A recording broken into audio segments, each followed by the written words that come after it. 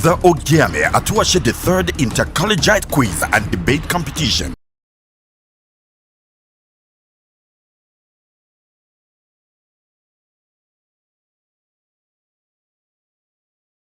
The Ogiame Atuwatse III inter-collegiate quiz and debate competition is proudly presented by the Office of the Sole Representative of the Olu of Warri to the NMPCL in conjunction with Cora Care Foundation and proudly sponsored by Rukotech Integrated Services Nigeria Limited and Ali Innovative Nigeria Limited. Ruth Gender Foundation. Media partners Atlantic Media and TV Group, Cora Radio, Prime Gossip Gazette, and Ugeoyokoro TV.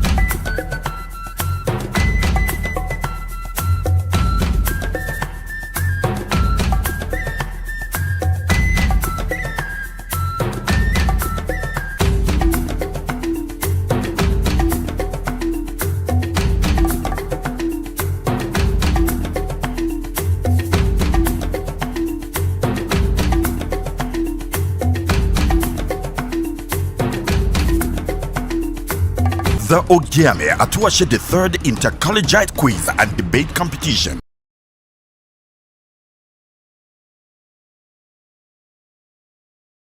Atlantic Media and TV. Drums rolling.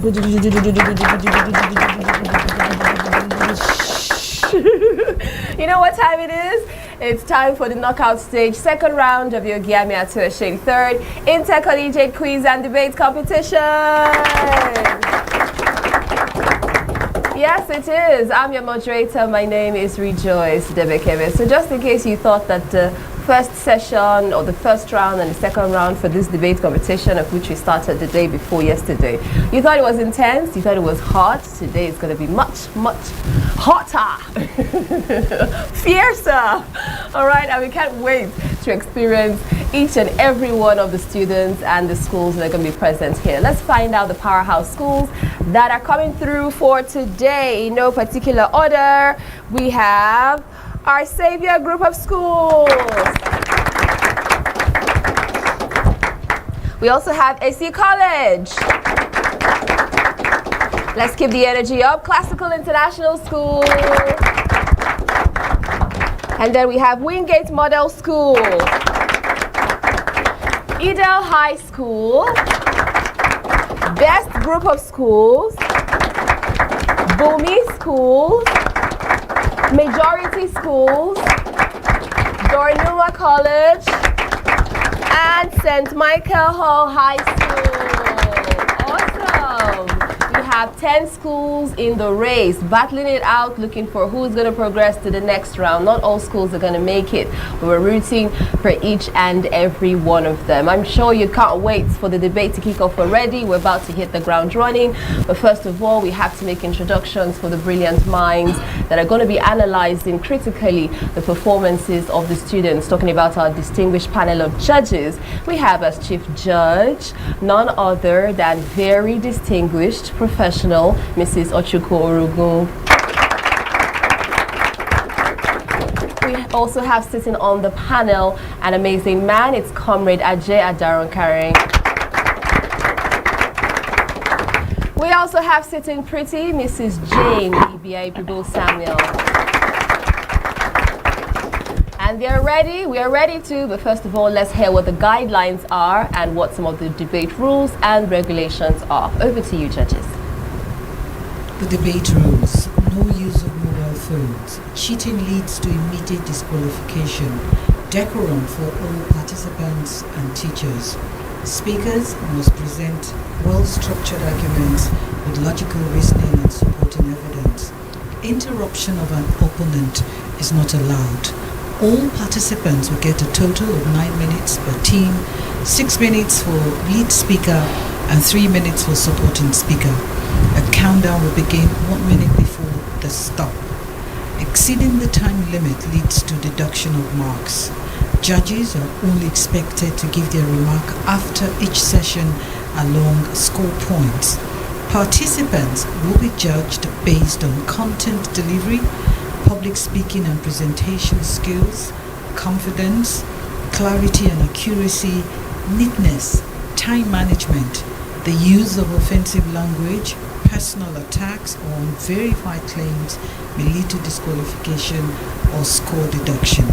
The audience is only permitted to cheer after the presentation is concluded or indicated by the moderator. This is to avoid distraction to participants. Decision made by the judges are final and cannot be contested. All the best to all of you. Thank you. Alrighty then, it's time for us to begin the game. So, right, debaters, are you ready?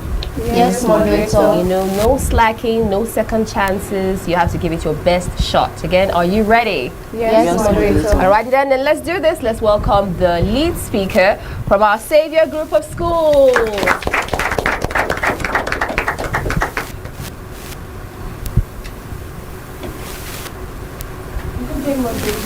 Impartial panel of judges, accurate timekeeper, co-debaters, my audience and viewers out there.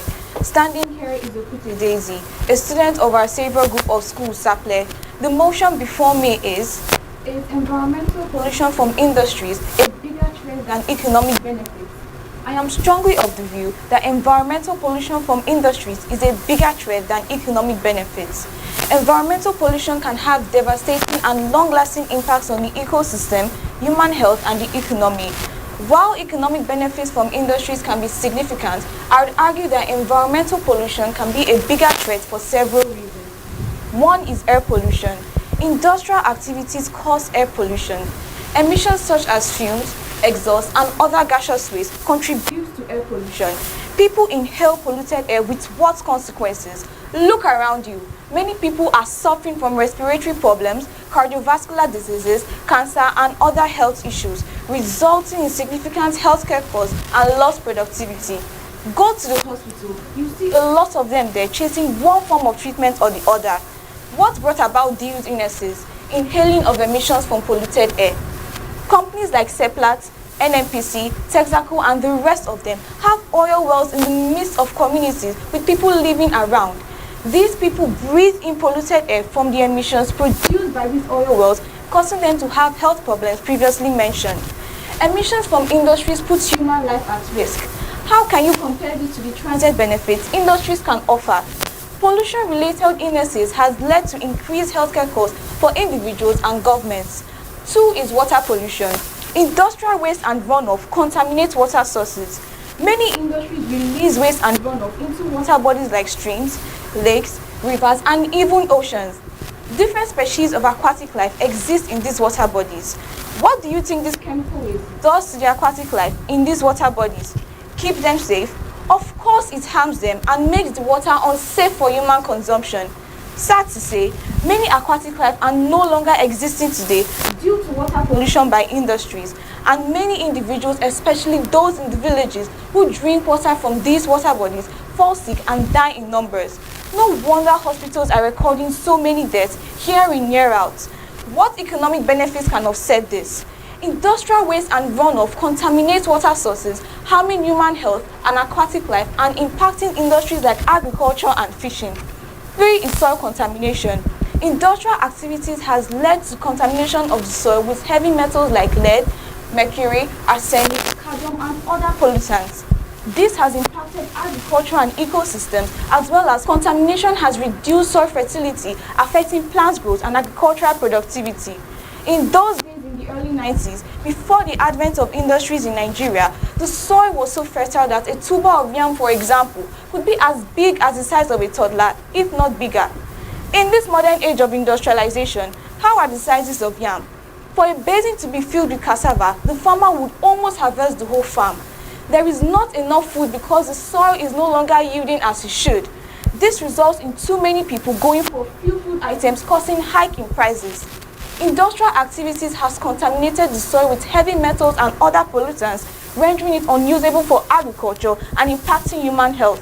4 is climate change. Industrial processes, particularly those reliant on fossil fuels, contribute to greenhouse gas emissions, which exacerbates climate change and its associated impacts. For example, industries release carbon dioxide through fossil fuel combustion and contributes to global warming. Recently, we just experienced intense heat, leaving us sweating excessively. This is a result of climate change caused by industrial pollutants. Climate change exacerbated by industrial pollution can increase likelihood of extreme weather events such as hurricanes, wildfires, and floods.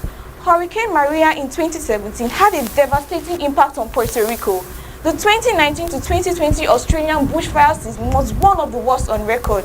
Industrial emissions, particularly greenhouse gases, contribute to its climate change, leading to sea level rise, extreme weather events, and other devastating consequences. In other words, environmental pollution from industries can cause irreversible damage to ecosystems, biodiversity, and natural resources. Pollution can alter ecosystem services such as nutrient cycling, water filtration, climate regulation, and soil formulation. My opponent might say, industrial activities can drive economic growth, raise living standards, and increase productivity.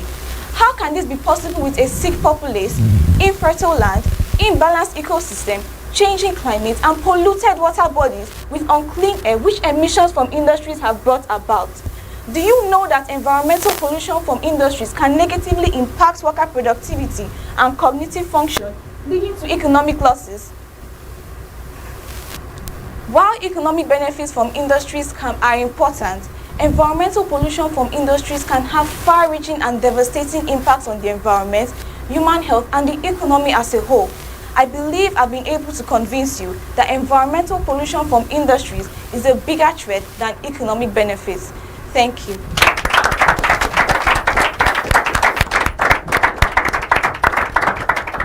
Okay, that's a strong opening there coming from the lead speaker for our Savior group of schools. Now it's time for us to hear from the lead speaker from AC College.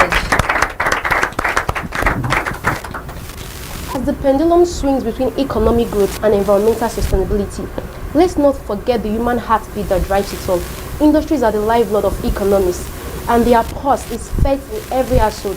Can we honestly afford to silence this pulse for the sake of environmental issues that are manageable?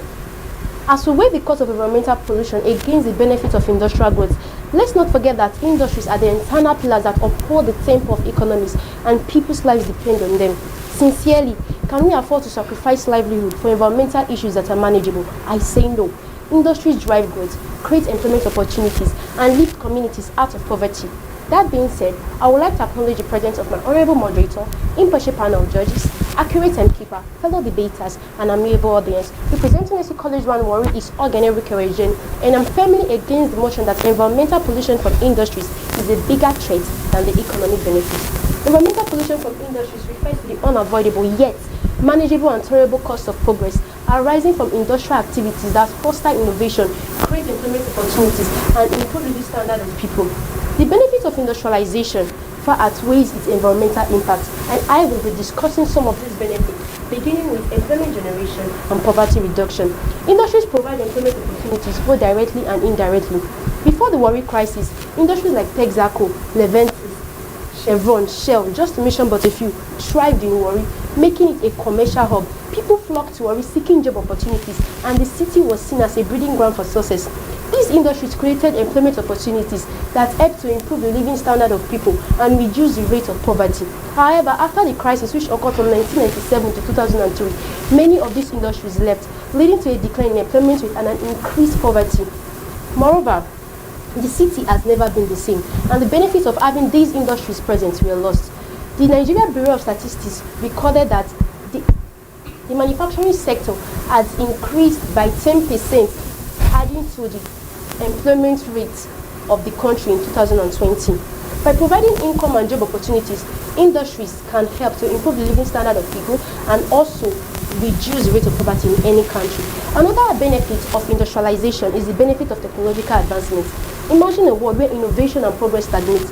Industries are the catalysts that prevent this stagnation, driving technological advancement that advance societies.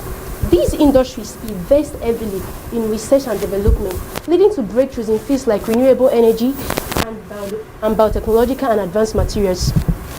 This innovation not only have far-reaching benefits for industries, but also help to reduce greenhouse gas emissions and improve public health. A third benefit of industrialization is improved infrastructure. Infrastructure development is a critical byproduct of industrialization. Roads, bridges, ports, logistics facilities, all these help to connect industries to markets, suppliers, and customers. These infrastructure upgrades improves connectivity, thereby leading to economic stability, creating employment opportunities, just as it is for those who are currently involved in the building and construction of the NRA Junction Road, Warri, Delta State, Nigeria. Again, increased tax revenue is another significant benefit of industrial growth. Industry serves as a significant source for revenue generation in any country. You can see that these revenues gotten from industrial activities actually help the government to fund public services, including healthcare, infrastructure development, thereby making it possible for government to achieve their development goals. My honorable judges, fellow debaters and audience, focusing on environmental preservation and sustainability at the expense of development, economic stability, and also improved standard of living of citizens is a big no for me. Environmental pollution is a concern, granted, but can it be managed? A resounding yes. Nigeria industries are leading the way. Dangote Cement, Guinness Nigeria, and also Chevron Nigeria Limited are pioneering sustainable practices. Plus, strategic relocations like the 1980s Lagos to Ogun State Mill have reduced pollution. Progress is possible. By adopting best available techniques, we can actually help to reduce emissions from industries.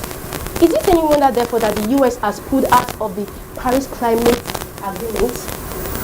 Why should a nation remain there when she can actually ensure a harmonious balance between economic stability and also environmental preservation?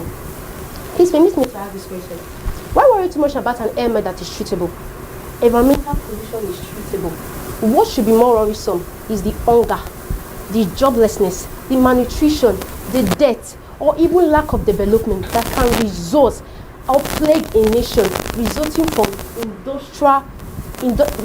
lack of industrialization in the country.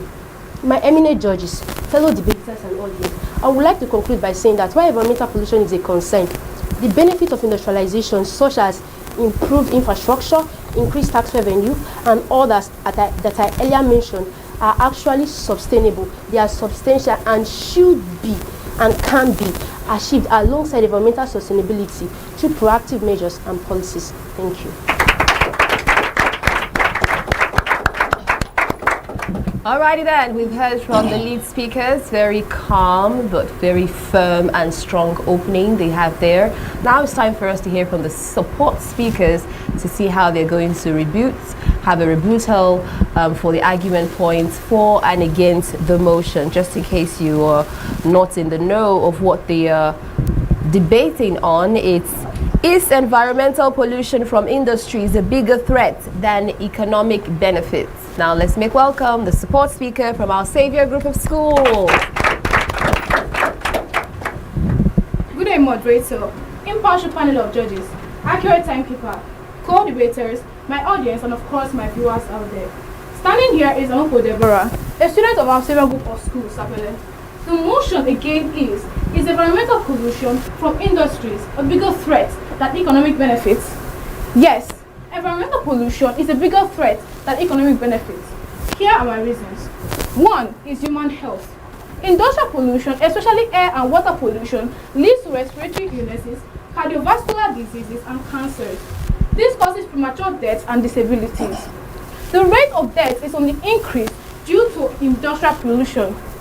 In some places in Nigeria, the activities of oil companies cause oil spillage which affects the people.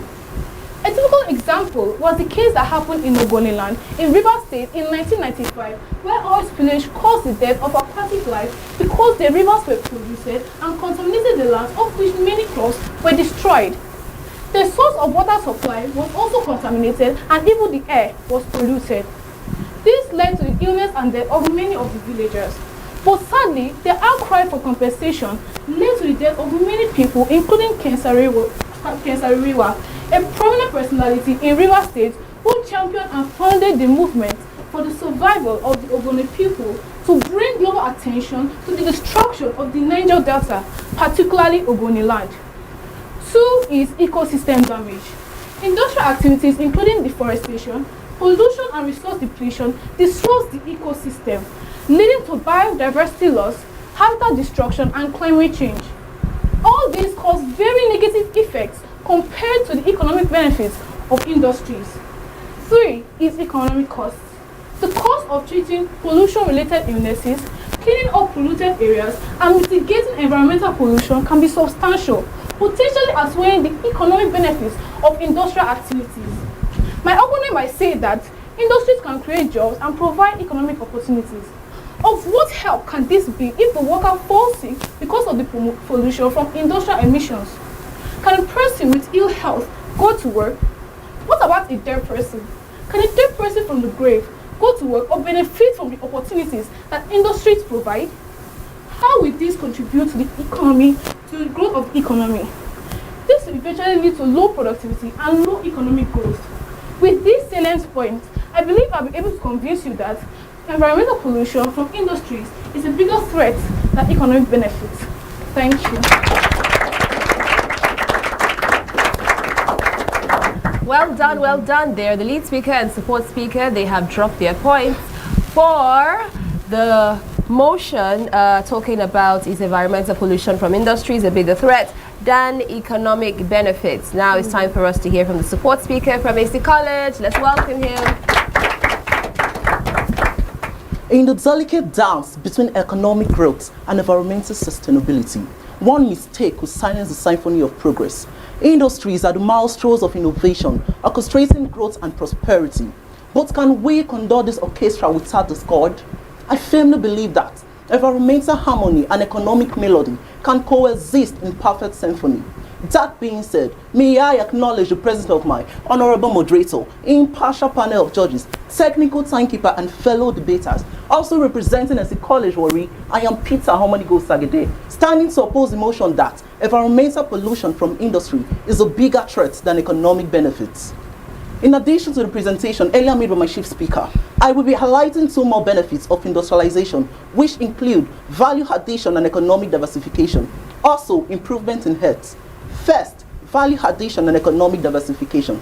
Industries add value to raw materials, creating new products and services that diversify the economy, thereby reducing dependence on primary commodities. This value addition process can stimulate economic growth, create new opportunities, and generate high revenue. According to World Bank, the Singapore's manufacturing sector contributed a 10-fold increase in GDP per capita between the year 1965 to 2015. Also, according to the Irish Development Authority, the pharmaceutical industry accounts for over 50% of Ireland exports. A second promotion at the outset is improvement in health. Consider the impact of industries on healthcare. Medical advancements such as vaccine, diagnosis, and treatments are often the result of industries. These innovations have saved countless number of lives, improve life expectancy, and increases life qualities. Even though we know that not all illness and diseases can truly be attributed to environmental pollution, there are other underlying causes such as poor diet, smoking, and substance abuses. GSK investment in research and development led to the creation of vaccines for the treatment of diseases such as hepatitis A and B. In conclusion, it is very clear that from the presentation made by my chief speaker and my humble self, that environmental pollution from industry is not a bigger threat than the economic benefits. We call on nations, organizations, groups, and individuals to use best available technique and harmonize economic growth and environmental sustainability. It is time to prioritize progress over backwardness and recognize that economic prosperity is the ultimate advancement for human catalyst. The benefits are clear. Economic benefits reign supreme, and it will continue and forever continue to reign supreme. Thank you. Whoa, the battle of words and persuasion has officially begun as we have had two powerhouse schools kick it off here, our Savior group of schools and AC College. Can we celebrate them again? But as we know it, only one school is going to be advancing to the next round. What school is that going to be? You want to find out? Then stay with us right after the break. We'll find out together. The Ogiame Atuwatse III inter-collegiate quiz and debate competition is proudly presented by the Office of the Sole Representative of the Olu of Warri to the NMPCL in conjunction with Cora Care Foundation and proudly sponsored by Rukotech Integrated Services Nigeria Limited and Ali Innovative Nigeria Limited. Ruth Gender Foundation. Media partners Atlantic Media and TV Group, Cora Radio, Prime Gossip Gazette, and Ogeoyokoro TV.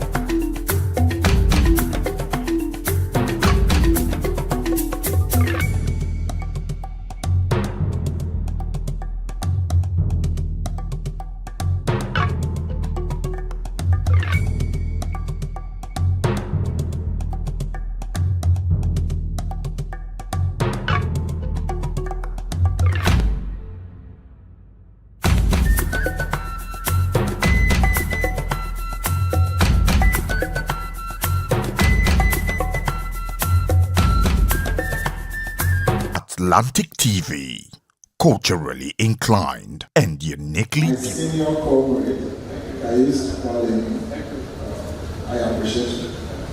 I'm representative of the law for His Majesty Ogiame Atuwatse III, Chief Engineer Dr. Wilson Ole.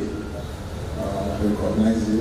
I want to recognize all facilitators and panelists and welcome all guests, parents, and every worried child present here, especially our students.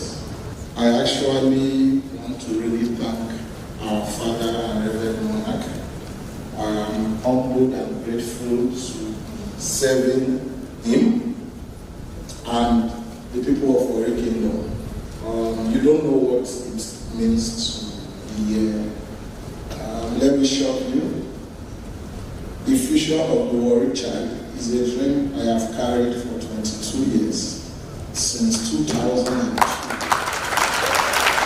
So if not for His Majesty, I won't be here today. The dream will still be inside me. Nobody will know about it. So when I say I am humbled and grateful, I want you to know that I'm saying this not because I'm just palace boy. I'm saying it because it means so much to me.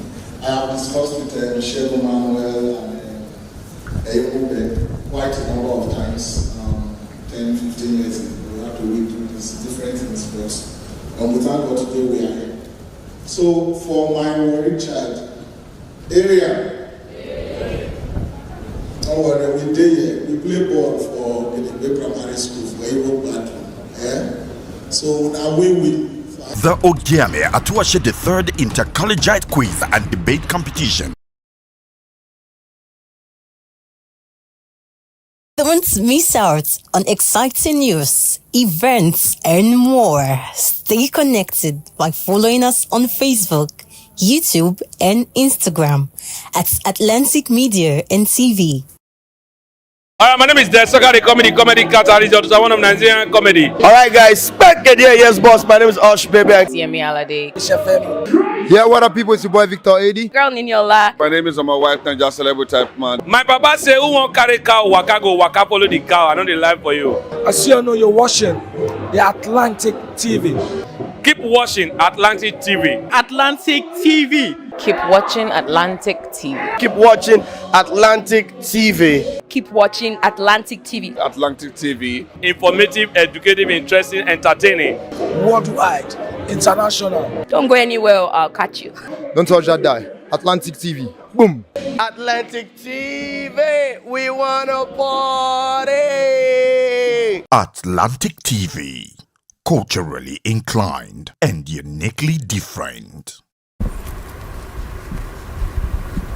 All things are bright and beautiful going on here. We've had our first session opening out there from our Savior group of schools and of course AC College.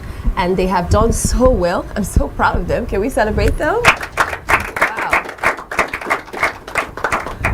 Okay, but of course we're going to have to hear from our judges what exactly they thought about their presentation, and we're also going to find out who's advancing to the next round. If you're just checking in, it's the debate round, it's also the second round, and it's a knockout stage for the Ogiame Atuwatse III inter-collegiate quiz and debate competition. I'm your moderator, it's Rejoice David Kemi here. When you're with me, you don't have a choice but to rejoice, okay? So calm down.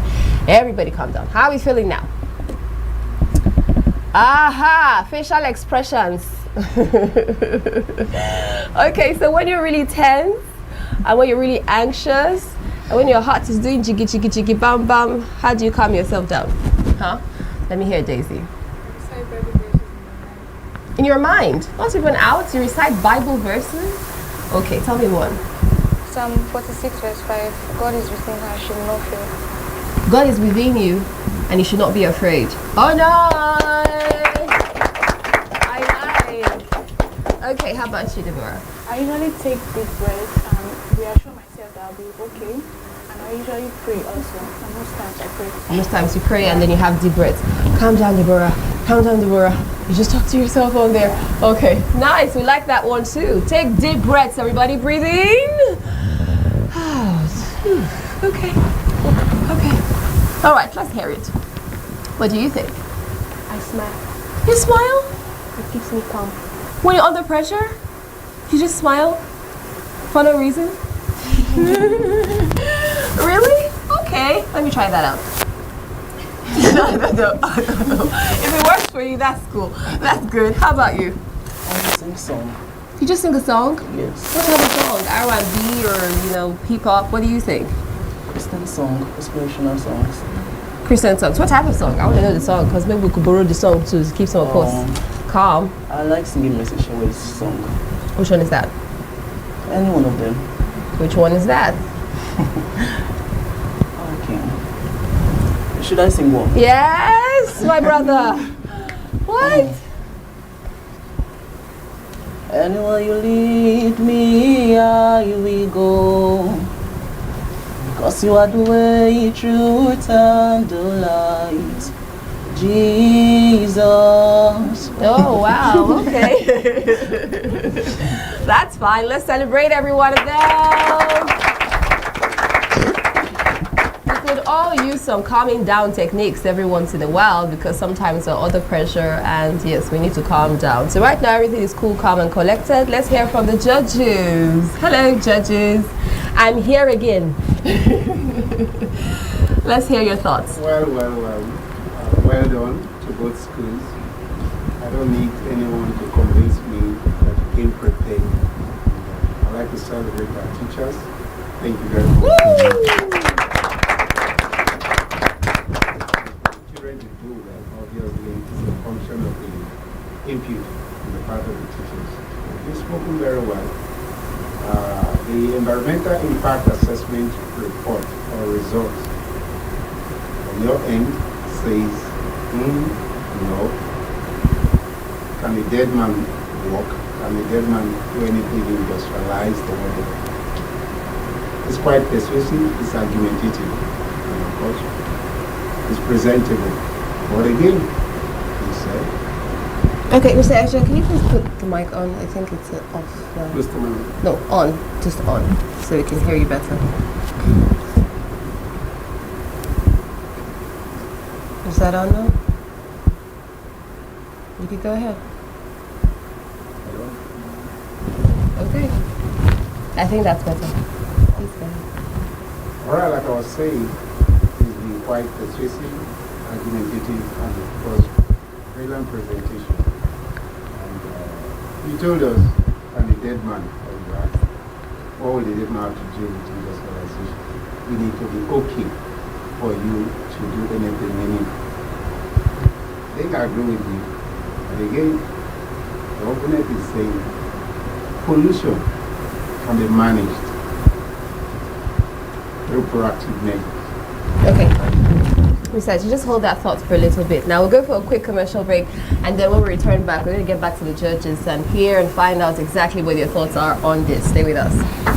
The Ogiame Atuwatse III inter-collegiate quiz and debate competition is proudly presented by the Office of the Sole Representative of the Olu of Warri to the NMPCL in conjunction with Cora Care Foundation and proudly sponsored by Rokotech Integrated Services Nigeria Limited and Ali Innovative Nigeria Limited. Ruth Gender Foundation. Media partners Atlantic Media and TV Group, Cora Radio, Prime Gossip Gazette, and Ogeoyokoro TV.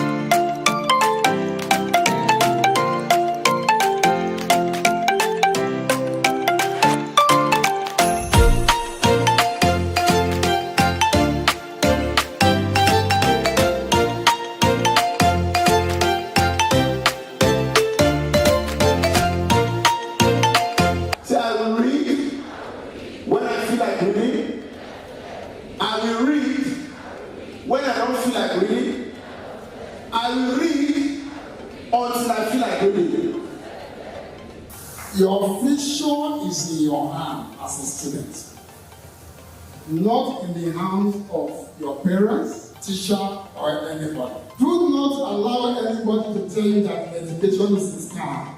The vision of the future of the world started in 2002. Our vision is to build a world where every child is inspired to pursue their passion, reach their full potential, and contribute meaningfully to their community.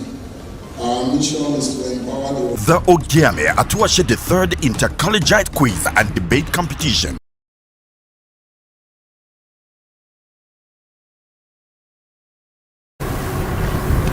We're still here. We're not going anywhere just yet. As a matter of fact, we just kicked off the debate round, second round, knockout stage for the Ogiame Atuwatse III intercollegiate quiz and debate competition. Rejoice Lebekeme is my name. I'm your host and moderator. Now it's time for us to get feedback from our judges on how our Savior group of schools versus SC College performed. Judges, over to you. Thank you very much, Honorable Moderator. Both schools have done very well. your performance suggests good preparation, and of course, that is what we expect. If for nothing else, at this level, the stage of the competition. You've done very well, and I celebrate your teachers, celebrate you as well. Thank you. However,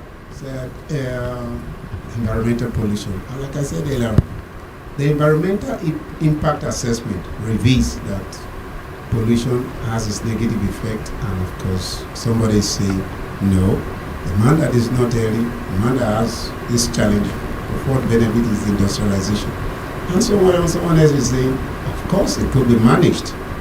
All you need is just to be proactive. I think also it's terrible. Thank you for your presentations.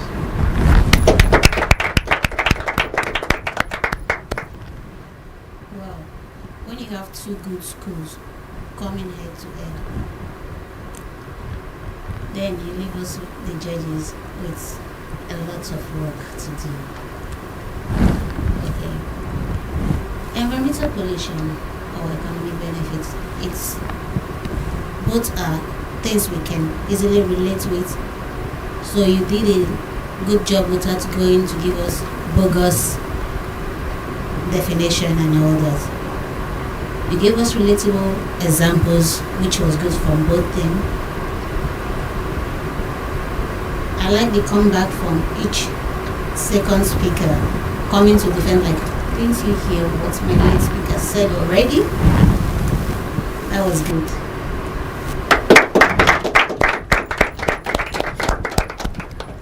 The other judges have spoken and have spoken, and make it difficult for us, especially when we have two good schools, debating. So since it's a knockout stage, one must go. And we're trying to be as fair as possible. Thank you. Okay, we have heard from our various. Now it's time for us to hear the verdict. Who is progressing to the next round? Okay, fingers crossed. Everybody breathe, calm down, say your prayers, do everything you need to do. The moment and the hour has come. For our Savior group of schools, they came through with a total of 44 points. And for AC College, they totaled 43 points. That was a close one, just 1 point away, meaning that they all did very well and they're very deserving of another warm round of applause. Well done, guys. We wish we could just sit down and say, just do a presentation. We're just going to give everybody some prize at the end of the day because we know you're good like that, but it's a competition. We always have to have a winner, progressing to the next stage. And right now, we have a winner, and that goes to our Savior group of schools. Congratulations, and well done. Okay, so we just started now. We just have 2 schools. We're going to have 8 more schools lined up, going head-to-head, fighting for and against their respective topics. Are you going to stay with us? We'd really like you to stay with us, so do so. Thank you. Who has got what it takes to wear the intellectual crown? Who will conquer the stage and walk home with the King's Prize? The Ogiame Atuwatse III inter-collegiate quiz and debate competition moves into the next phase, and the prize has just doubled. Now the debate champion will take home a jaw-dropping 10 million naira. Likewise, the quiz winner, a mind-blowing 10 million naira. And if we have a single winner in both categories, the winner takes home all 20 million naira. The Ogiame Atuwatse III inter-collegiate quiz and debate competition is not just a contest, it is the clash of brilliance, strategy, and determination. The fire is on. Ruth Gender Foundation. I'm Ruth Edema Collins. I hold a first degree in physics electronics, a postgraduate qualification in business administration, and a nationally certified French language tutor. Career-wise, I'm an educational facilitator. I'm the managing director at Atlantic Media and TV, and I'm also a director at Rukotech Integrated Services Nigeria Limited. I'm a wife and a mother, and I like dressing up to show up. Yeah, so that's basically me. Thank you. Root Gender Foundation was inspired from my personal experiences growing up as a young girl in a typical Nigerian environment. For me, it was being different. It made people bully me, abuse me, and harass me. I was always misunderstood and underrated. Root Gender is a foundation that is dedicated to building confidence in the Nigerian girl child through educational and inspirational programs, like supporting programs that promote girl child education. We also organize physical exercises for our young girls for the overall well-being of their mental and physical states, and also for the acquisition of self-defense skills. We also sensitize girls on laws that protect them. In our constitution, a lot of girls do not know that they have rights, that there are laws that protect their interests in Nigeria. Hence, they are vulnerable, they are living in fear, which is stopping them from reaching their full potentials. So we sensitize them on the laws that protect their interests. This, like I said, is visioned towards building confidence in the Nigerian girl child. So that is just a wrap up of what we do at Root Gender Foundation. I would say I resonate with the struggles and the challenges of the girl child, particularly the Warri girl child. I happen to grow up in the heart of Warri. I'm from an average background. My family is an average one, but I experienced a lot. Like I said, I was bullied, I was overlooked, I was harassed for being a different child, for daring to be different, and nobody was taking note and tapping into my potentials. So my interest for the girl child is I would love to be a voice for the girl child. They need people to believe in them. They need people to speak for them. I also want the Warri girl child to know that there is hope beyond the reef. I want them to see the bigger picture. I want them to know that they can compete on global platforms. They can compete on international platforms, and they can do very well. We have the likes of Ada Gold, or Maumi, and the rest of them. They are all competing very well on international platforms, and I know that you too can do that, and I want you to know that is why we are here. Root Gender Foundation is here to make you understand that you can actually be what you want to be.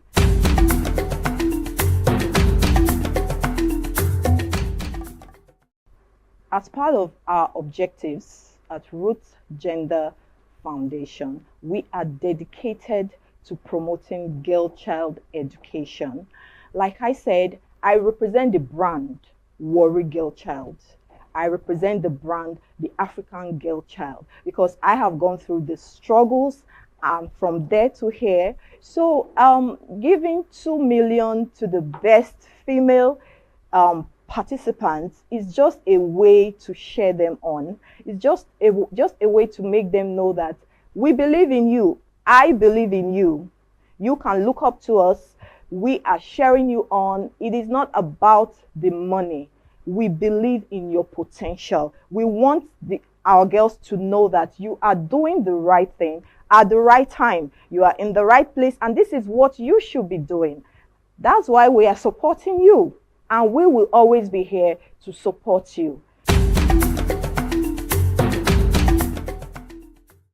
Girl child empowerment to me is enforcing laws that protect our girl child. You know, my NGO, we've been pursuing a bill that we will see to be passed. We are asking that our girls should be allowed to carry pepper spray as weapons of self-defense. Because if you look at it, our women have nothing to protect themselves. They are just there by the grace of God. So we are pursuing laws that will protect the girl child. So empowerment, girl child empowerment to me is enforcing laws that protect the girl child, educating the girl child on time and money management, financial literacy, and equipping them with self-defense skills. Also, access to quality education. This to me is girl child empowerment and nothing more. A girl child must possess effective communication skills. They should be able to communicate effectively. A girl child should be financially literate. She should know how to manage her finances, and she should also know how to manage her time.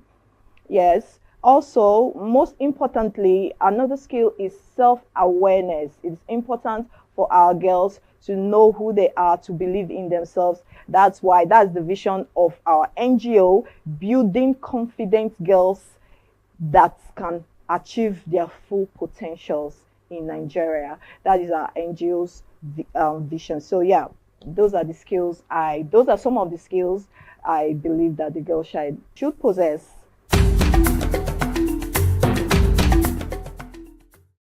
She needs role models. She needs people that have led that path and have made it. Our young girls need role models. That's why we have to do better. We have to do the work. We have to bridge the gap. We have to share them on like we are doing. You can achieve your dreams. First, you have to make education your best friend. Every effort you put into learning will always be there for you to never fail you. Boys will break your heart, people will break your heart, but every effort you put towards learning anything, everything will always come through for you. So for you to achieve your dreams, look towards the right people, look towards the right direction. There are people that have achieved in that route. I will encourage you to look up to them, learn from them. That is just the way to achieve your dreams. My message to the Warri Child, like I said, I represent the brand Warri Girl Child. We are letting the world know that we are not vile, we are not roused, we are educated, we compete intellectually, we have good things ahead of us. We can do it on the global platform, we can do it on the national platform, and we are everything there is to be a woman. I would encourage you, Warri Girl Child, make education your best friend. Make education your best friend. Learn new things. Learn new languages. Okay? And the sky will be your starting point. We are always here to cheer you up. Don't forget that my name is Ruth Edema Collins from Root Gender Foundation, and from all of us wishing you the best, we say keep watching Atlantic TV. Ruth Gender Foundation.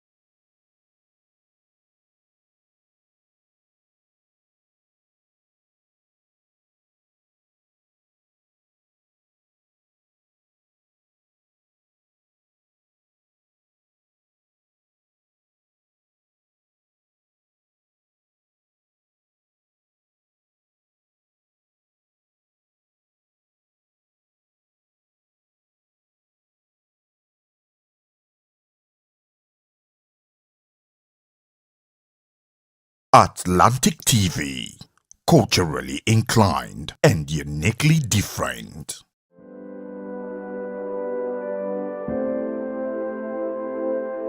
Comrade Ogiame Atuwatse III is my name, and I'm happy to be with you.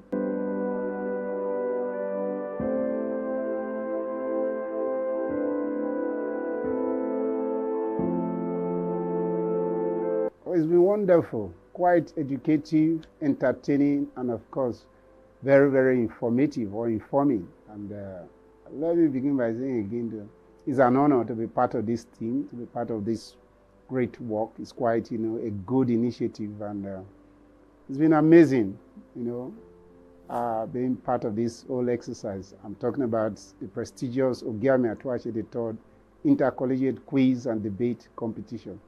So it's been a wonderful time out here. I'm so grateful.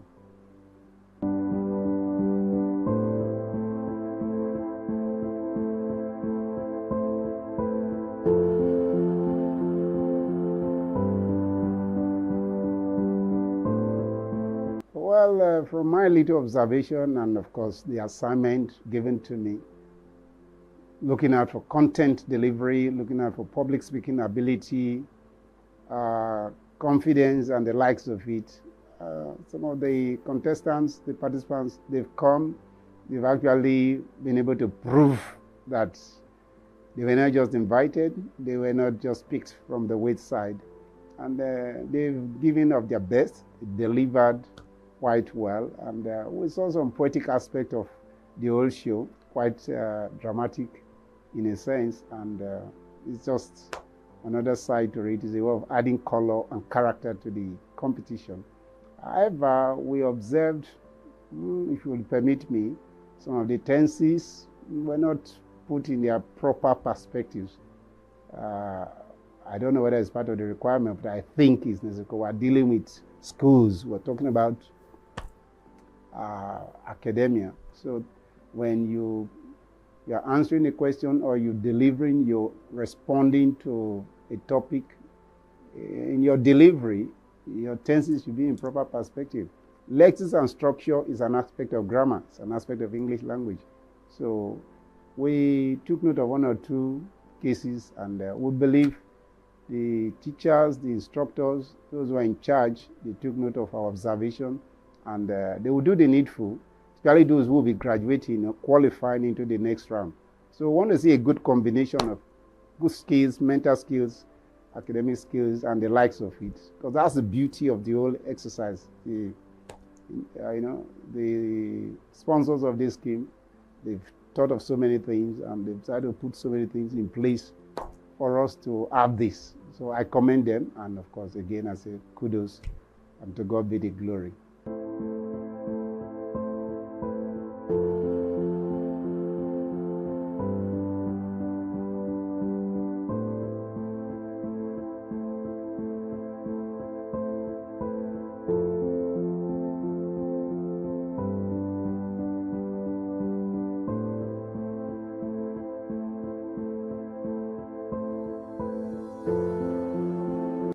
It's a wonderful one. It's a wow, if you ask me. I mean, it's a great blessing.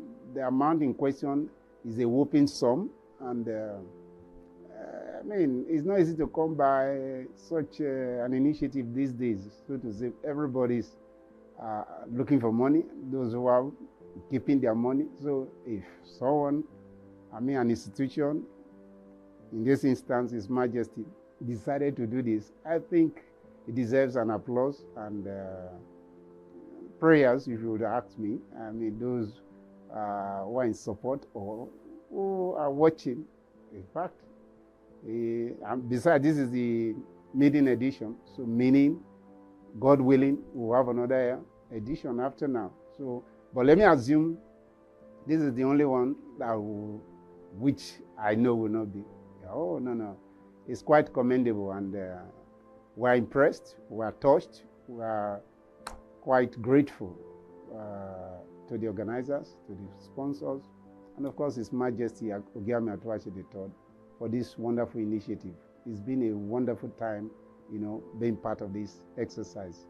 So I commend him, I commend everyone that is involved in this sponsorship or initiative, if you ask me. So it's been a good one.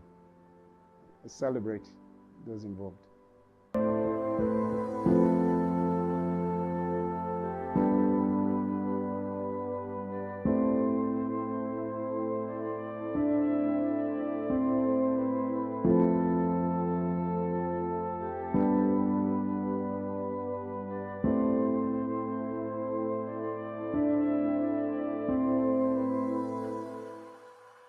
Yes, very well. I'm a strong advocate, of, an initiative of this nature. It's worth emulating, and of course, as many that are watching us, as many that have heard one way or the other, if you have the means, or you can afford it. Why not? We're looking forward to your sponsorship. Actually, in the course of the competition, we got to know there's another aspect of it, which is the Root Gender Foundation thing meant for the best female contestant. So I just said to myself, I wish we could also have the Boaz or any other name you want to give it, give to it. Male foundation as well to encourage. The Ogiame Atuwatse III Inter-Collegiate Quiz and Debate Competition. Ladies and gentlemen, boys and girls, scholars and geniuses, welcome back again to the knockout stage of the Ogiame Atuwatse III Inter-Collegiate Quiz and Debate Competition. I'm still here, not going anywhere just yet. I'm your moderator. It's Rejoice Debekebe here. And we've had some very thrilling, exciting presentations from different schools so far. I know on the first day we heard a couple of things. It was yesterday, I heard something like, before I symbolize my symbolism. I'm like, what is going on here? And then I was flabbergasted and overwhelmed and awestruck, and lots of words flying in the air. So we're going to see more of those today. Of course, we also have presentations from schools and participants, debaters, with a lot of swagger, a lot of dramatics and all of that going on. We don't know what's in store for us. You have to stick around and wait for it. We have two powerhouse schools in studio. We have Wingate Model School and Classical International School. And they're going head-to-head against themselves on the topic, can agricultural technology solve food scarcity in Nigeria? Okay, let's hear what they've got to say. Audience, are you ready? Yes, moderator. Judges are ready. Audience is ready. Debaters, are you ready? Yes, moderator. All right, let's do it. Let's make welcome the lead speaker from Classical International School. Yes, agricultural technology is a therapy. In our modern Nigeria, our beloved country, it is scarcity of an high population of about 232.7 million people as at 2024 estimate, with 87 million people living below the poverty line as at 2023 estimate. Agriculture can be seen as a child of necessity. It can be seen like the last resort, like central banks to commercial banks. It can rank up veritable cultural instrument to salvage our motherland of this food scarcity at present and future. With this prologue, I'm obliged to say, good day, Royal Majesty, impeccable panel of judges, meticulous timekeeper, diligent moderator, co-debaters, and my distinguished ladies and gentlemen. My name is Sam David from Classical International School, vigorously supporting the motion which states that can agricultural technology support food scarcity in Nigeria? Nonetheless, it is pertinent for the keywords to be demystified. Agriculture, according to US IKEWO, in its Model Tech 2012, can be defined as the cultivation of soil and the rearing of animals for man use. Technology is seen as a tangible and intangible machinery employed to do work. The new also advanced dictionary learners further define technology as the scientific knowledge in practical way and machine used in industries. No wonder the father of anthropology, Sir Edward Taylor, used technology in his definition of culture. Scarcity, according to S.A. Ade, in its essential economics for senior secondary school, defines scarcity as the limited supply of resources for the satisfaction of unlimited wants. The first reason for my proposition is that, as we all know, millions of Nigerians are struggling over food scarcity in Nigeria. Nigeria, with its vast and favorable climate, has the potential to become the food basket for Africa. However, the country agricultural sector is faced with numerous challenges such as inadequate facility, low productivity, and limited access to market. This is where agricultural technology comes in, a game changer that can help Nigeria overcome these challenges and also ensure security of abundant food supply in the country. The second reason is that agricultural technology can also substantially lead to the cultivation and implementation of massive farm pieces of land with the use of tractors, bulldozers, etc. This can accommodate varied and varieties of crops for the abundant supply, hence solving food scarcity in Nigeria. Thirdly, agricultural technology can also aid the necessary replenish and improve soil fertility by liming, fertilization, and also organic manure application. This can catalyze germination, luxuriant growth and technology, and also the development. It's in the eye of this that the founder of organic manure advocated that organic manure is a way of escaping food scarcity in the country, sequel to industrial revolution. Thus, the first publication and lecturing of organic farming in 1925 advocated the ability of technology to supply food in abundance in energizing and populated countries. This is also in the view of the International Federation of Organic Farming Movement 1996. Fourthly, agricultural technology can also control pests and diseases which lead to food scarcity in the country, hence producing availability or supply of food in the economy. Fifthly, the carriage of large and heavy farm produce and inputs or harvested produce in the products can also lead to hectic and frustrating the farmers.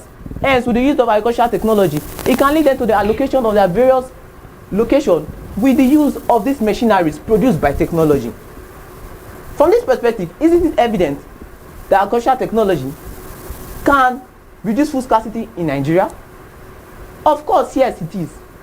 Agricultural technology can also substantially lead to the cultivation and also the implementation of industrial growth and creation of jobs. With the use of precision agriculture, such as satellites, drones, it can lead to the optimal utilization of farm produce, knowing when farm grow, leading to the abundant supply of food. This is also seen in the Asian tigers, making them self-independent. These Asian tigers such as China, Tokyo, Japan, which are known as one of the leading populated countries. They are also known for agricultural technology because every input you buy, you always see made in China. From this perspective, I have convinced you. Therefore, ladies and gentlemen, with this impressive point I have given, the fact that we once spoken that agricultural technology can solve food scarcity in Nigeria and also lead to the cooperation of various components of the society in a well-legal, financial, public, social, and enabling environment. Therefore, let us not argue over this again, because I know my people met my avar that students agricultural technology is very expensive, and yes, many farmers cannot afford this. But I can yet assure you that 80% of Nigeria are using smartphones. Therefore, making these farmers to obtain loans from the comfort of their own zone and also advertise this produce. Ladies and gentlemen, with this indisputable point of mine, it's unequivocal for people to say that agricultural technology cannot solve food scarcity in Nigeria. Thank you.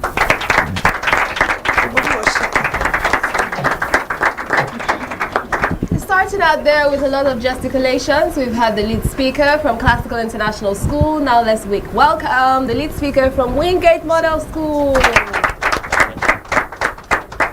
The notion that agricultural technology can single-handedly solve Nigerian food scarcity is overly optimistic and fails to address deeper systemic issues plaguing the country's agricultural sector.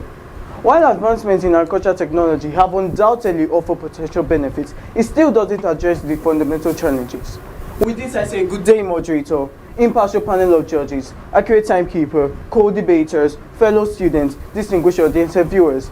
Standing here once again is Michael Chidebe with the sole purpose of opposing the motion which states, can agricultural technology solve the food scarcity in Nigeria? Firstly, what is scarcity? Scarcity refers to the limited availability of resources in the comparison to the unlimited wants and needs of people. In the context of food, scarcity is when there's not enough food available to adequately feed the population, leading to hunger, malnutrition, and increased food prices. Secondly, what is agricultural technology? It involves the use of agricultural equipment to produce efficient and increased yield of crop produce. Food scarcity remains one of Nigeria's most recent problems, affecting millions of the country. As the population continues to grow, so does the demand for food, yet agricultural productivity struggles to keep up. It wasn't a problem for Nigeria, as she was praised for her agricultural sector. Nigeria was the #1 oil palm and cocoa exporter in Africa, and let's not forget about the Kano Granules pyramid. My opponents may argue that agricultural technology leads to mechanized farming, improved seed varieties, and irrigation system, which offers a solution to Nigeria's food scarcity problem. Yes, this is accurate. However, they overlook deeper structural problems that limit food production and distribution. Without tackling these underlying challenges, agricultural technology will have limited impact. Agricultural careers in Nigeria are treated with such invaluability because of its unattractiveness in remuneration. I will ask a question to my opponents and the audience. Whom among you wants to be a farmer? Majority of the responses here will be other sectors like medicine, IT, oil and gas.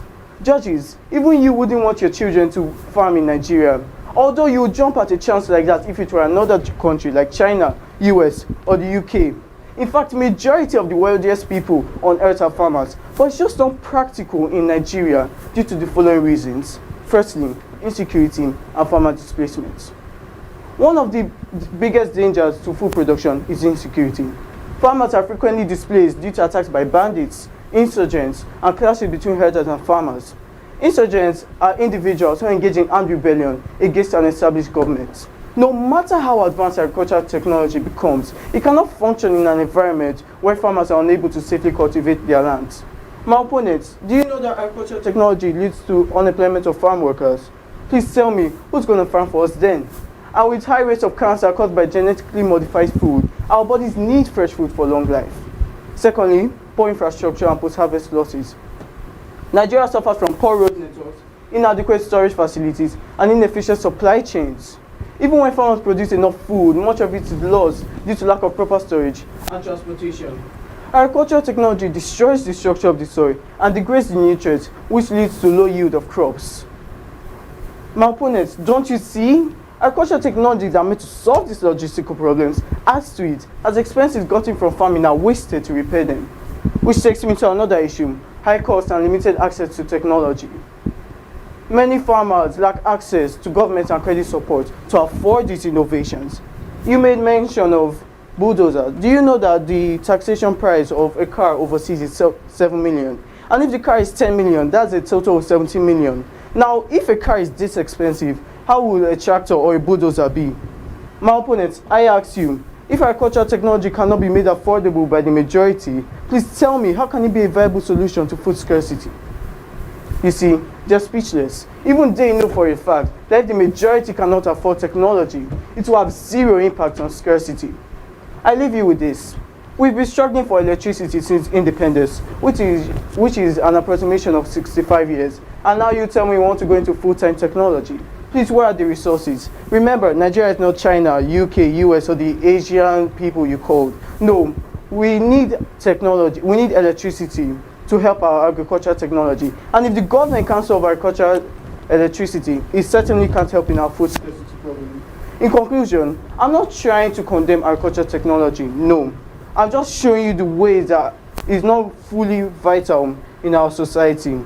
The real solution lies in a holistic approach that includes improved security, better infrastructure, and policy reforms for farmers. Without addressing these core issues, food scarcity will remain a major challenge regardless of technological advancements. I strongly believe that I'll be able to convince everyone, including my opponents, that agricultural technology cannot solve food scarcity in Nigeria. Thank you.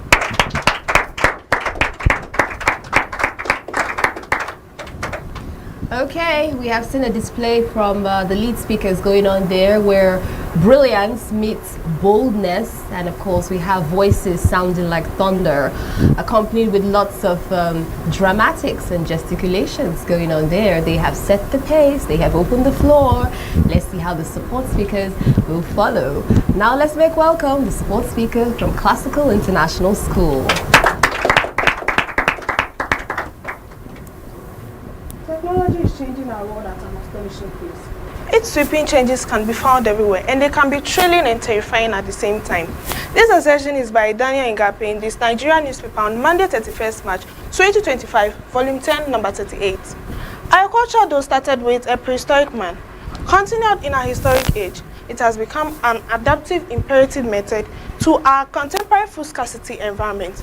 With this, other protocols duly observed, as my first speaker has done justice to it. I am Dorinda Favor, the second speaker, an ambassador of Classical International School, vigorously in support of the motion, Can Agricultural Technology Solve Food Scarcity Problem in Nigeria? Yes, of course, agricultural technology can overtly maintain and sustain the health care of crops and livestock via instrumentality of inoculation, vaccination, vaping, among others. This ensures growth and bumper harvest for adequate food supply, hence solve food scarcity problem in our dear country, Nigeria. Secondly, agricultural technology can employ irrigation and drainage to the system, solving food scarcity in our beloved country, Nigeria. Thirdly, economic history can enumerate the philosophy that agricultural technology can solve food scarcity, in a sense that Reverend Thomas Malthus enormously envisaged in the year 1798 that population will grow in arithmetic progression, while food supply will grow in geometric progression. This is because he didn't avert his idea to the emergence of agricultural technology solving food scarcity problem in Nigeria. Fourthly, agricultural technology can, with its antecedential large farm, aid farmers with a collateral security to secure funds from agriculture and antecedential large farmlands, to secure funds for acquisition of farm loans and execution of farm operation. This makes farming less tedious, fascinating, dependable, and attractive for investors, hence increase in food productivity, food availability, and solve food scarcity problems in Nigeria. Ladies and gentlemen, our beloved country is in dire need of agricultural technology vis-a-vis industrialization to engineer food surplus for better growing economy and better standard of living, despite its challenges such as illiteracy, corruption, maintenance costs, affordability, as well as pollution. It is my frantic conception that if we adhere forthwith to this messianic approach, food scarcity will be an aberration in Nigeria. Thank you. Okay, furthermore, buttressing the point we've heard from the support speaker from Classical International School, let's make welcome the support speaker from Wingate Model School. While it is true that technology indeed has the potential to improve agricultural productivity, it is often misleading to assume that it alone can put an end to food scarcity in our country. With this I say, good day moderator, impartial panel of judges, accurate timekeeper, my co-debaters, and of course my esteemed audience watching from far and near. Standing before you all today is none other than Emiko Oreruche for the sole purpose of opposing the motion that says agricultural technology can put an end to food scarcity in Nigeria. First of all, although it is true that agricultural technology is not to improve productivity, the problem of food scarcity in Nigeria isn't merely about production, it's about accessibility. And today, several conditions such as bad roads, inadequate infrastructure facilities, and even poor working conditions all culminate in significant post-harvest losses. According to the research made by FAO expert Ibrahim Ishaka, he stated Nigerians lose about 50% of agricultural produce per year due to these infrastructural deficiencies, and when not effectively managed and taken care of, it is impossible for any advancements in technology to ensure that the produced food can reach those who need them. Moving on, high cost and high expenditure. Last week, my mom and I made a trip down to the market in search of cooking items, and upon crossing the rice stall, we were informed by our customer that the price of bags of rice had increased from 75,000 naira to 92,000 naira, all in the span of 2 weeks. Now, this is without the implementation of advanced technology that my opponents are pushing for. Looking at statistics, I think we can say that implementing technology into the agricultural sector will result in an increase in capital, and this increase in capital will also result in a corresponding increase in the price of bags and rice. Is this really realistic? What's the point in increasing productivity when Nigerians can't even afford the prices of the goods you are trying to market? You claim to be finding a solution to food scarcity, but all I see is you worsening the situation for Nigerians or low-earning Nigerians everywhere. Moreover, several other factors that we have are misallocation of government funds and corruption. Are you aware that our former Minister of Agriculture, Audu Ogbe, he studied French in his tertiary institution? Look at this. Isn't this ironical? How do you claim to study French? You participated in French and you obtained a master's degree in French, and yet you are appointed as the Minister of Agriculture in Nigeria. Of course, it was Buhari that put him there, and this goes as far as to show us how deeply corruption runs in our system. He can't contribute anything into agriculture when he never had any prior experience in agriculture. Now use that and compare it to Professor Chukwuebuka, that the president or the minister or the former minister of health who fought against Ebola in 2014. He was able to do so because he was experienced in the field and he got his degree in medicine. So looking at these two conditions, Nigeria, who was able to do both of these things, is no problem or it's no surprise that we are struggling with technology today. In conclusion, if we do not take advantage, or if we do not solve the factor of human factors, or if we do not solve the issue of human factors, it will be impossible for agricultural technology to put an end to food scarcity in Nigeria. Thank you.